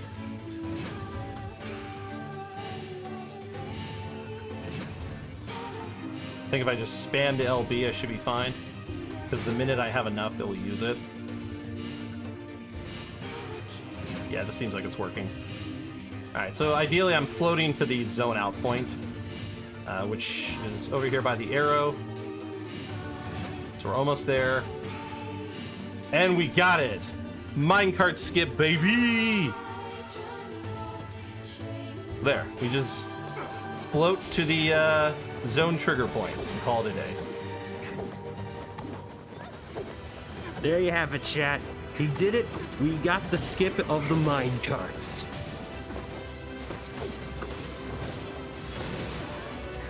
So I'm gonna try and take some damage for part of this because there's a kind of like a combat skip animation. I'm sorry, I have to say it again. I've never seen that before. I've never been caught in the animation of the character and went on a whirly go. That was actually kind of funny. I'm not gonna lie, that was the funniest thing I think I've ever seen in this run. Hashtag I think never I'm gonna happened before ×2. Say again. hashtag never happened before ×2. I know. I'm gonna need to like make a clip of that moment. That was I was to see like even my chat is like what, or not my chat, the stream's chat. My bad. They were like, what just happened there? I'll need to find a clip or get someone to clip that. Share that with the Nier community. Alright, so we fight here. Like I said, I took some damage on purpose. I would prefer not to go into the next battle with full HP, but obviously that puts the risk of me dying if I don't, if I don't do certain things smart, because I obviously can't take all the damage. But there is a way to kind of skip part of the last phase of this next boss by forcing a game over. So it's the one time in the run where you actually want to make yourself to actually die, because it makes it so you don't have to wait for the animation of the boss's attack to finish out. I've never heard of a shade living with a machine. Yeah, it made it 10 times funnier because the camera tracked that. Don't know, don't care. All that matters is that we kill them both.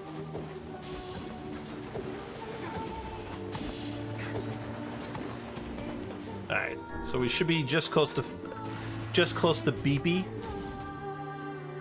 It's the name of this robot in the shade, little shade in the robot. Let's go on the ride. Emil did heal us, so this should be enough health to kind of work through.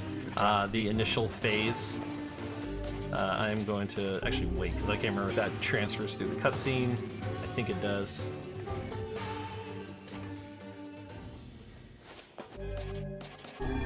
Looks like oh, Lord, it's enormous. Alright, so first things first. While I want to take damage, I don't want to take too much damage, and we still need to kill the boss. So we're going to put up Dark Wall, so we can kind of go ham on the boss. That thing's commanding the robot somehow.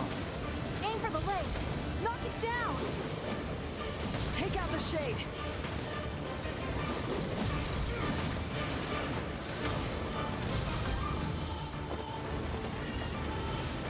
Exterminating.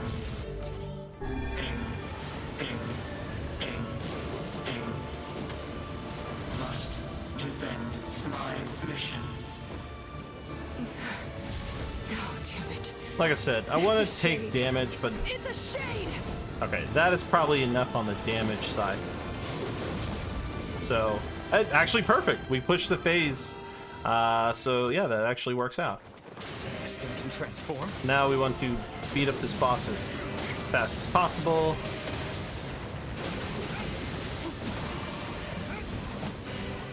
Sadly, I should have buffed. So unfortunately, we can't get the fast phase I was going for because we didn't do enough damage to the boss. So we'll have to, unfortunately, eat this time loss here. So, it's fine. Must protect. Must fight.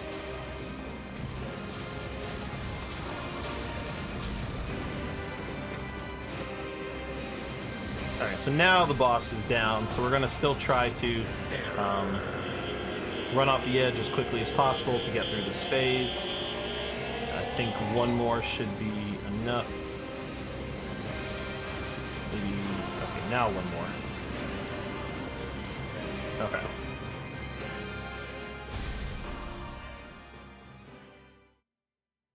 Hey, thank you so much for the good luck, Zach. Alright, so, oh no, we've been taken out. That's fine. He just puts the boss at the bottom.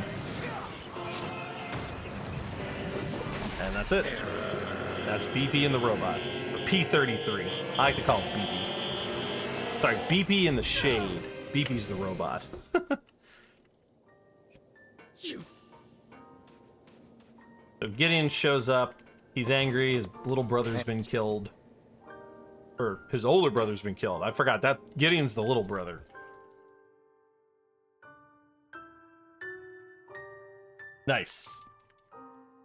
Yeah, I definitely want to post that in the Nier community. Discord at some point. Alright. So, we have only 2 fragments left to collect.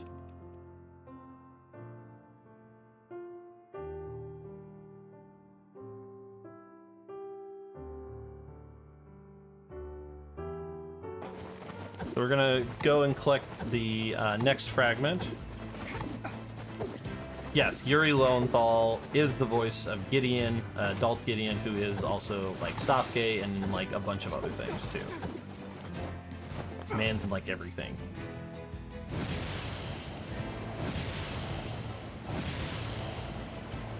But we are going to the Forest of Myth now. Get the fragment here. So this version of the Forest of Myth is not a guarantee. Like the answers to the questions here are actually not guaranteed. They are randomized each time. Yes, he is also Ditto in Drakengard 3. You are correct. Yeah, he's in a lot of stuff. You've already posted there. Nice. Home of that blasted dream. Yeah. Alright, so there is a little bit of a trick to getting through this in the fastest way possible. Without like that way to know like where you need to stop to read the dialogue to know what answer you need. So I'm gonna mash through and it's gonna do like this kind of fade out effect, and on the next screen the answer for the first one, brown, and then we do it again until it does a little fade out effect, and then it's usually 2 lines. 63. So brown and 63 are the answers I need to give, so we can mash the rest of the way.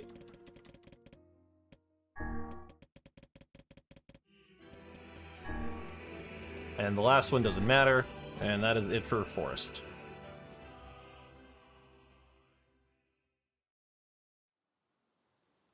I only played Dragon 3 on PlayStation 3 or 4, whatever. I keep forgetting what console it's on because the box had like a blue spine, but I think it's a PS3 game. Somebody help me remind myself. It's a PS3 game, right? Not PS4.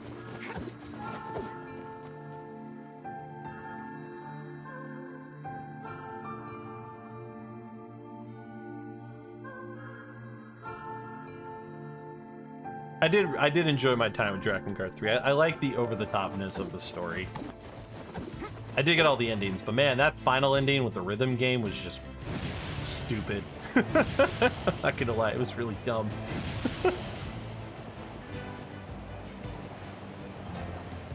But, oh, right. Yeah, PS3. Okay, that's what I thought. The box had a blue spine on it, with, you know, that looked like PS4 games, so that's what confused me. Like, for years, I kept forgetting what system was on because of the blue spine. Alright, so now we only have one more fragment, but first we gotta go talk to Popola.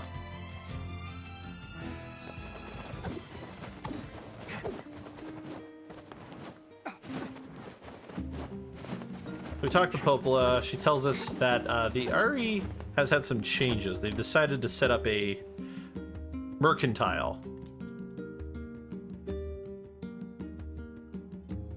I think I said that word right. Words are not my strong suit.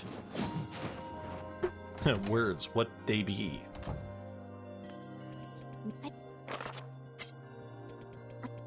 Yep.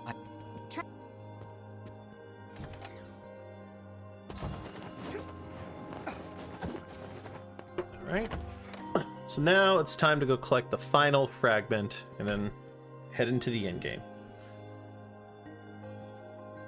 Nah, no Starbucks today. It's fine. I've had a lot of Starbucks over the week, so just not on stream.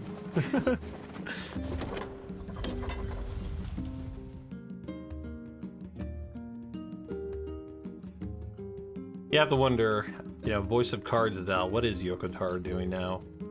What will we see a third Nier game?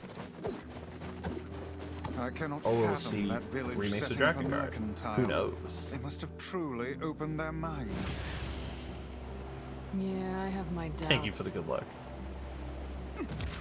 Aren't you glad to be going back home, Kaine? Also, welcome to The place is a Distraction shithole. 2.0.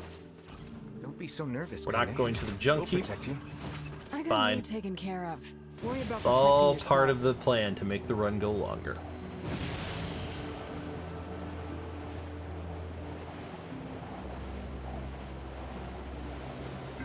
Yeah, there's a lot of reading. That's why I don't know like anything.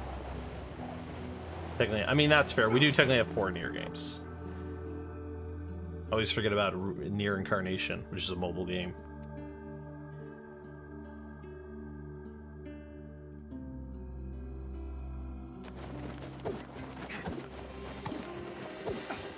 Thank you, Pojo. We don't really need the money, so there's no need to pick that up. So now we're going to do what's called Chief House Skip. We're going to basically, instead of taking the long way, we're going to skip our way over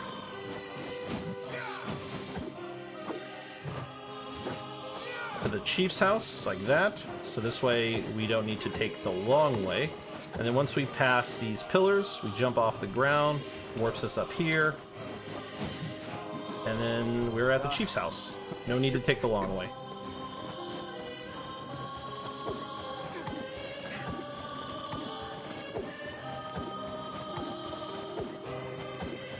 Oh my god, Final Fantasy 14. Because I should have played more of that.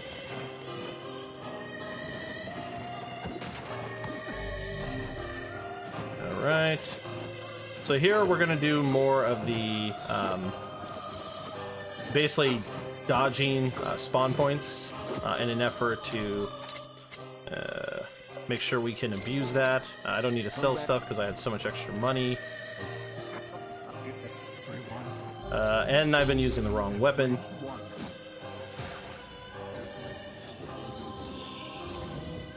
Alright, so wait for this enemy to human to warp. This man is a shade. Damn it. It's a trap. They think Let's see, we need the lance. That's not lance. figured as much. Lance. This man's name is Lance. Alright, we take out 3 enemies, and then we jump off the edge. It should warp us right to Kaine, and then we do this, and cutscene. So that saves us some time. And we gotta beat up a bunch of enemies. Let's use a strength capsule, so we can try and get through them as quickly as possible. Kill them! Kill them now! No! You've got to stop this! We're trying to save you from the shades! Please, you have to stop! Emil! We need to get out of here. So we have to basically fight a bunch of waves of enemies until the kind of story progresses from here. So it varies. Well, not varies. I just don't know what the exact amount is. So you just kind of keep wailing on them until that happens. And hope you get lucky with some drops. So here we're going to, again, skip out on some points.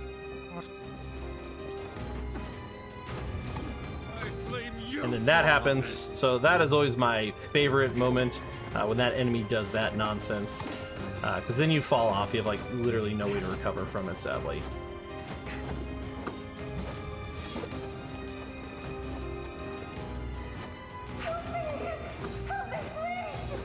So, fine. Not the end of the world, even if you can see it from there.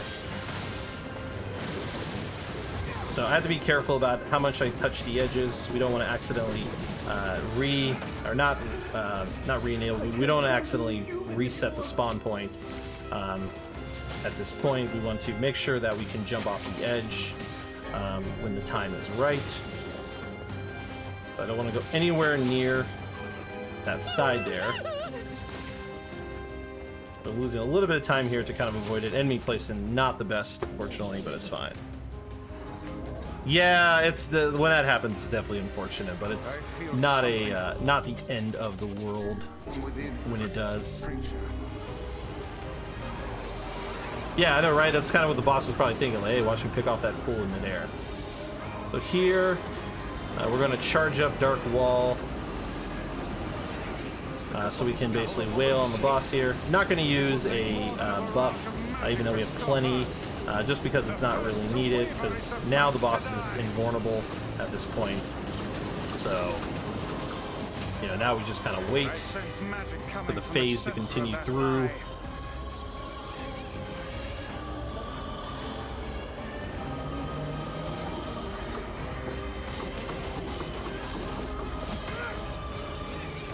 Wait! I think those are actual people! Hold nothing back. So we have to, sadly, we have to shoot through the tentacles. Damage is blocked before that. Use a magic buff to make sure. Alright. So, assuming we didn't mess up the spawn points, when I fall off the edge here, it should warp me back to that one point, and make it easier for me to get to, because now I have to get behind Wendy. So the name of this boss is Wendy, if I hadn't said it already. But the weak point is in the back. So by abusing the spawn point, not resetting, puts us at the ladder right near the back of Wendy. So we can just go in and do this next part. And that is it for that phase of Wendy. And now we're going to jump off the ledge, use our aerial stuff, and put us close to Wendy for the last phase. Careful. Won't help anyone if we lose you here. God damn it! You beat the hell out of that thing. How can it still move? Its combined powers are beyond even my greatest suspicion. So trying to find good placement to avoid the pentacles.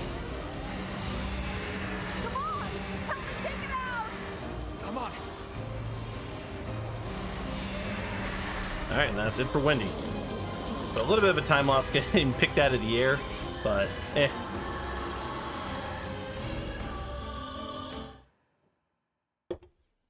Alright. Well, we've collected all the fragments. It's time to head to the end game. So now we're going to head to the final dungeon.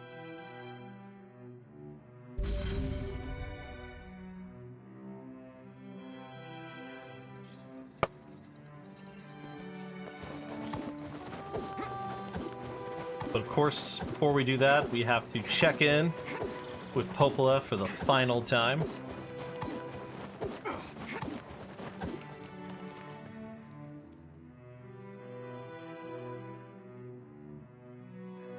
And we've got one more infinite height skip to perform.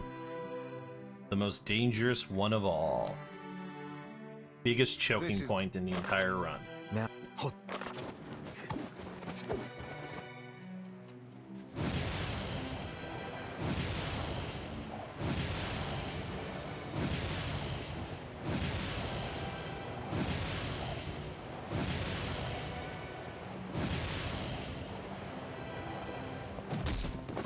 We should return to Popola and see if she has any final words for us.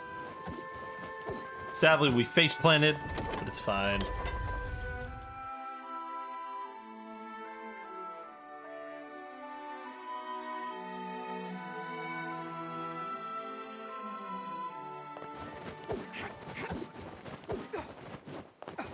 I marvel at how relatively simple a task this retrieval process proved to be. Famous last It is words, almost Weiss. as if someone Famous last deliberately words. set us on this path.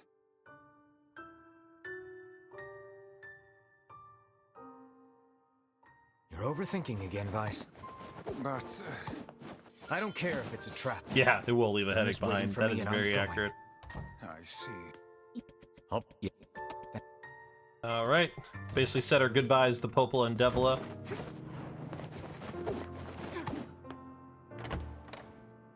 Yeah, it really bore into that wall, you could say.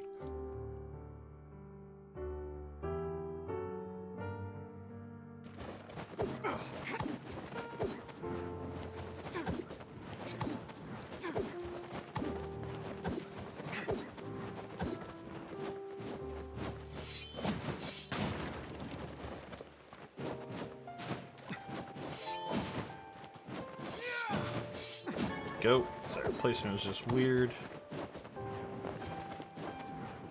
Oh. Alright, back to the shrine. It's fine.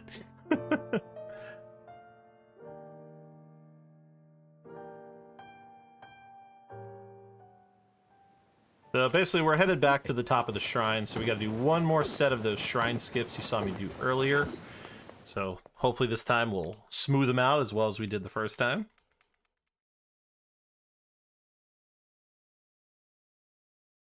That is it. We are no longer going back to the library. We are headed to the final boss. We're basically headed to the final, like, dungeon boss section. So no more library visits.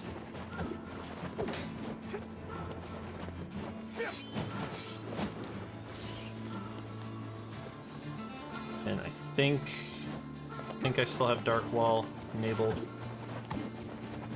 Yeah. So we activate Dark Wall here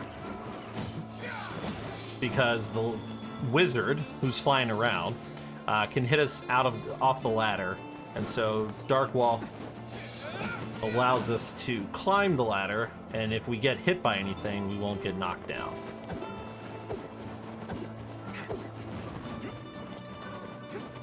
Nice, 3 out of 16 first tries. Dang. That's fine. Not not my best in a run. I've definitely had a few runs where I think I got, like, I first tried like the first 5 of them. Alright, shrine skips. Be kind.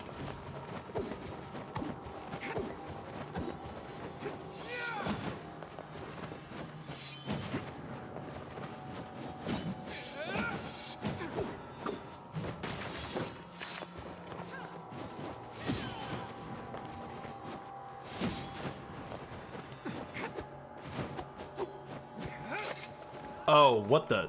I've never done that before. I gotta stop saying that on this run.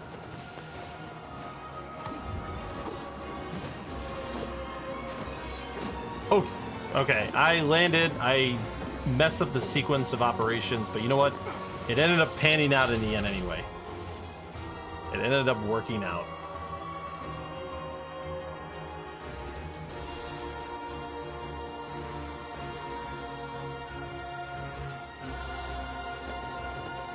Alright, so again, good shrine skips.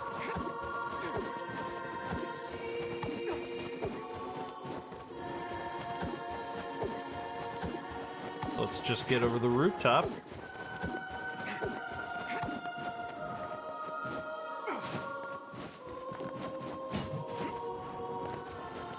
Alright, and over the rooftop.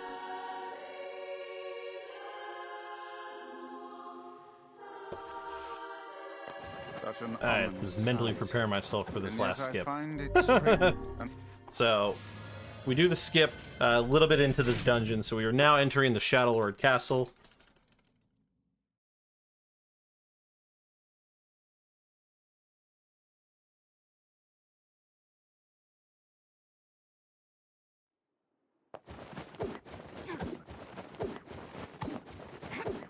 Alright.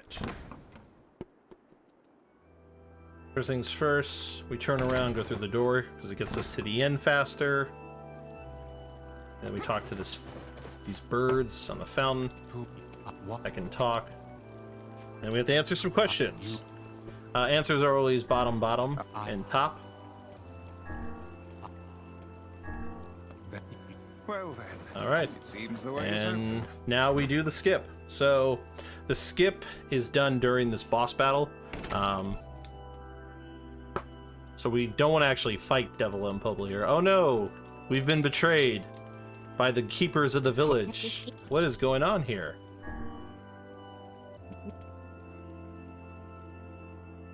Alright, I'm gonna go for the skip. Devil, what's happening? Sorry, but this fate was predetermined.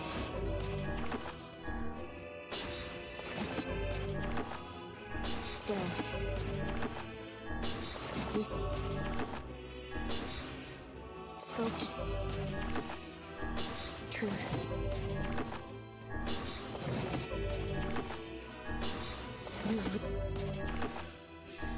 We really wanted to avoid this loss. Well,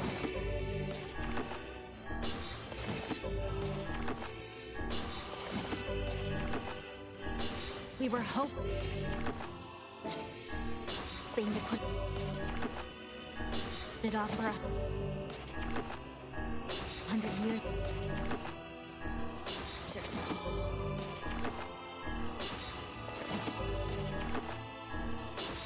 Until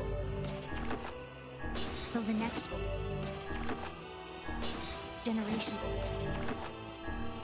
came along. Oof, almost messed up. I'm gonna slow down for a moment because I'm fumbling a little bit. What are you talking about?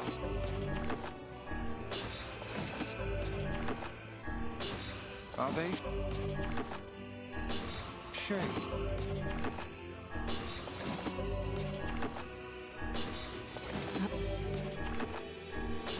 I don't think so.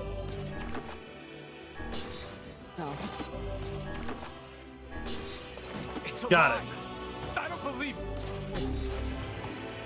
Yo, let's go! Give it up, chat. That was something. Holy heck. Oh my god. Let's freaking go. I had to keep silent for that one for sure.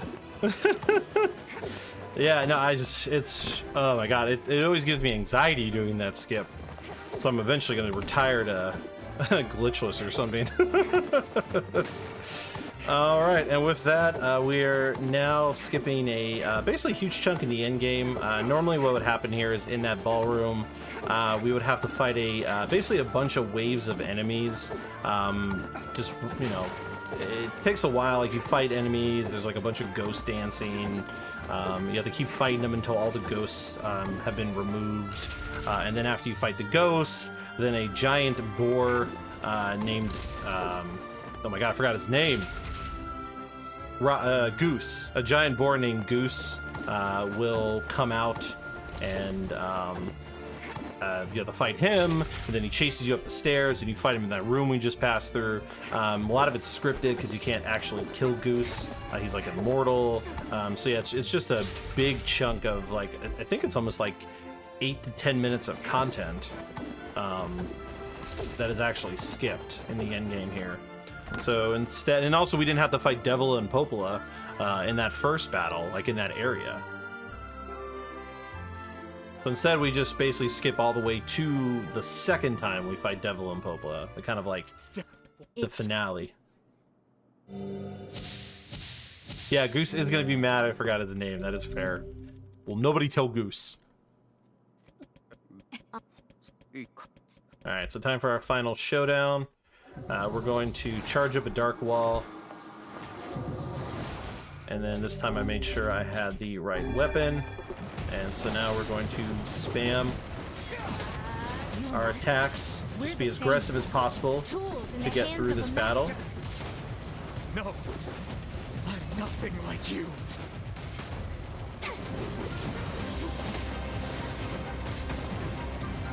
So, if the showrunners are wondering, there's about 8 minutes of 8 minutes of game left. So, just as a heads up. Please, don't do this, Popola. You and Devil were like In case parents y'all to me. wanted to be aware of that. So now we're fighting Popola. We took down Devila, so now it's Popola's turn. For Popola, we use a magic boost versus a strength boost for her. And then as we attack these orbs, we're able to replenish the magic.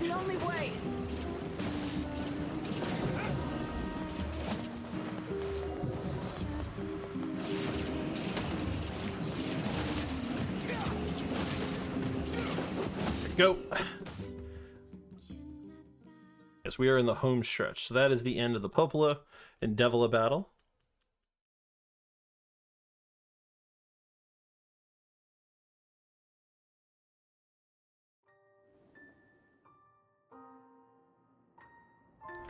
Skip a few cutscenes.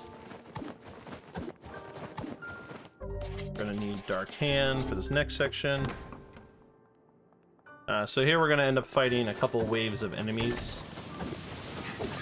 So first we're going to make sure they all spawn, and then we're going to, well, just punch them out. So,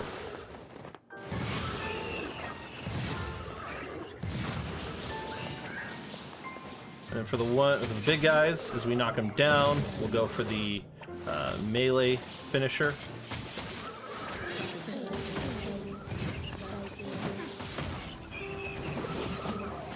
Not as worried about picking up items. We're full of those.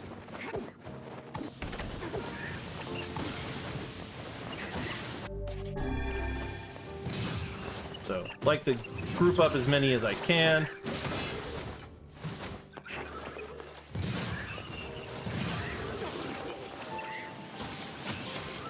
Do some finishers, because killing enemies also replenishes magic, so it's super helpful. There we go. That is the end of the waves. And now it's time for the battle against Grimoire Noir and the Shadow Lord. This ends here. Strike hard. Hold nothing back.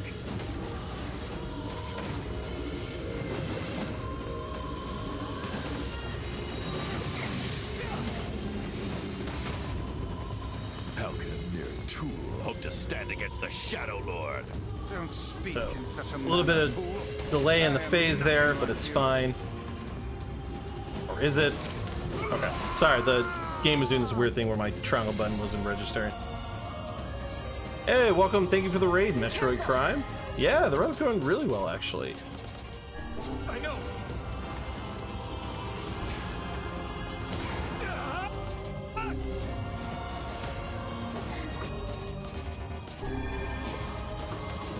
So here we're going to try and spam light attacks to get the Shadow Lord in a kind of stun lock, depending on how fast we can attack. And then we're going to try and get through this phase as fast as possible.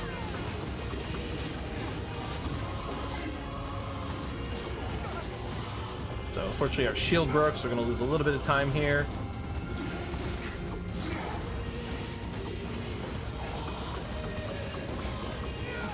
So the speed of the spear attacks can occasionally stun. Yes, you are just in time for the finale. Vice, you alright? We should be almost done with this phase. Just had a little bit of bad luck with the attacks. Alright, yeah, that should take care. We should be just about done.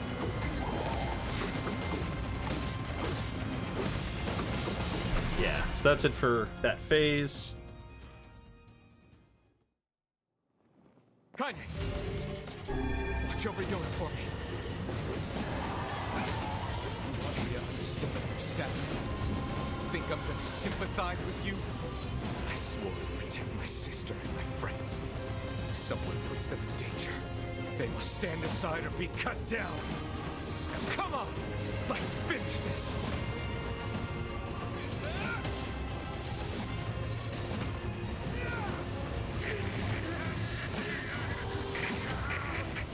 Vice, what's wrong? Should probably heal. You're freaking me out here, Vice. What are you doing? Come Strike the killing Alright, great phase. Alright, time for the finale. We just gotta take down, gotta hit the boss 3 times. It's 1. We hit the boss, so it won't be time yet. Time is when I enter my name. I have a reason to live. Whoop. That's 2. 1 more hit and the boss will be down. And then we just gotta mash some dialogue and then enter the name we were given at the beginning, which is not Papa. Alright, Shadow Lord is down.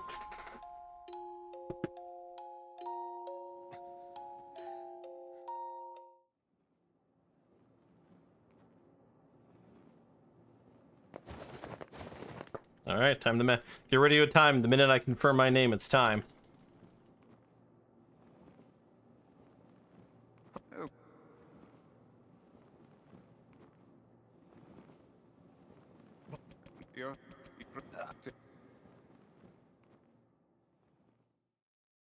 Thank you, Match. Alright, let's put in the name. Not. I don't know how picky he is about capitalization. Oh god, can't spell. Time. Whew.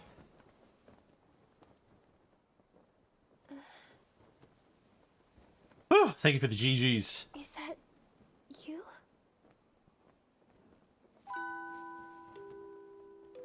That is a sub 350, which is the goal I was going for.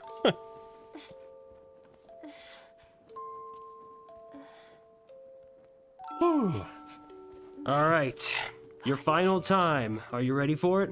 It's yours and yours. Yeah. 3 hours, 49 minutes, 16 seconds. Bigger than before. Yes, it was world record. Yeah. Oh, let's freaking go! Ladies and gentlemen and non-binary pals and everyone else, that right there was a world record. Let's give it up for Wody. I'm so happy. Man, if I got the sub 350. Me too. Kinda. Hold on, I told Sneaky I would do this. Hold on. You and your sister. You have a good life, okay? Where are you gonna go? Guess I'll... You could stay with us, you know.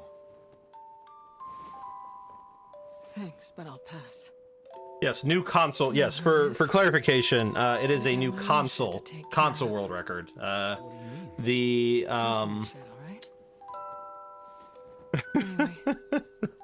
the PC world record is like much lower. It's like a 3, I think it's like a 315, 302, 303 or something like that. It's like just over 3 hours. For the longest time, I heard someone tell me how they wanted to. Well, I'm sorry we're so far ahead on schedule. Honestly, it's much better than being behind the schedule, so thank you so much for bringing this game to us. Nier is definitely one of those stories that I have to really look into, although I'm not sure if I'm gonna be able to manage all the feels and stuff. I just took a little look into the whole idea behind Rock, for instance, and oh Jesus, I just... Yeah, it's a heavy game. It's a very heavy game. If oh man. I mean, I kind of knew that with Automata initially, but this one too? Come the heck on, Taro. Yeah, that's Taro, man. He doesn't know no honesty. We still love him anyway, I guess. Yeah, of course. Well, and I still don't, Mel, to address the comment where they're like, and I don't consider myself a good speedrunner, and I still don't. Well, you're a good speedrunner in our hearts. Thank you. Thank you. I love it. With that said, everybody give it up for Wody one more time. That was Nier Replicant version 1.224/7448739. Dot. It sure is. And I'd just like to remind you all that this was done for the dogs. And I think that's especially so considering that, let's not forget, though Rock fought us with the blood of fear on his mouth, he was trying to represent his pack. So let's honor thy memory by fighting for the dogs that deserve a chance. What say you, Wody? I agree. Sorry, I blanked out for a moment there. Oh no! Believe me, I've had a bunch of those throughout. I'm just like, I mean, we definitely it's a wonderful cause as a pet owner. And this is one of the first. This is like the first marathon I was ever accepted into when I became a speedrunner about a year ago. So it's great to be back at No Holidays Allow, showcasing 2 runs. So I definitely will. If you enjoyed your time with me, I have a very different run to showcase on Sunday in the form of Grandia 3. It's a little bit more chill and a lot more RNG heavy, but we'll have a blast. But definitely donate. Let's help these dogs in needs of home and rescue. Can I show Archie? Unfortunately, he is not down here. Best I can offer you in the meantime is a picture. If people do want to see my dog, let me just find all these memes. Get away from them. Wow, it has been a minute since I last took his picture. So this is Archie. For those who do want to see him, he's around, but he's upstairs. So, but no, I got a picture I can show. But yes, help support the puppers. Wonderful cause. Definitely, he is a rescue himself too. So, he's changed my life. But I also want to thank, if I have a moment to do thank yous and stuff. I want to thank the Nier community in general for being very welcoming and inviting. As the only console runner at the moment actively, I say that because I can hear Mash typing something right now after that comment about himself. But as you know, the one person running on console, getting all the advice and help from the PC runners has been very handy and welcoming. It's just been an overall fun experience. It's been a blast to try and push the console times down to get as close to the PC times to show you that just because PC and console may be different in load times and stuff, the runs aren't that different from each other. Yeah, definitely one Cardinal is the world record holder for the PC runs, was a huge factor into a lot of my optimizations, and then just realistically the community in general. But thank you so much, and that'll probably be it for me unless they want me to pad out some more, or we can just enjoy this beautiful song.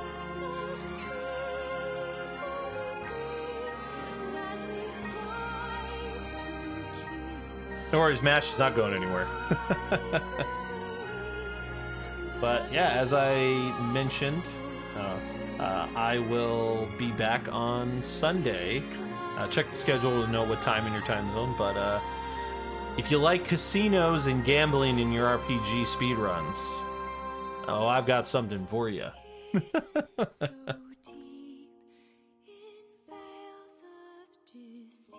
But bake them away, toys.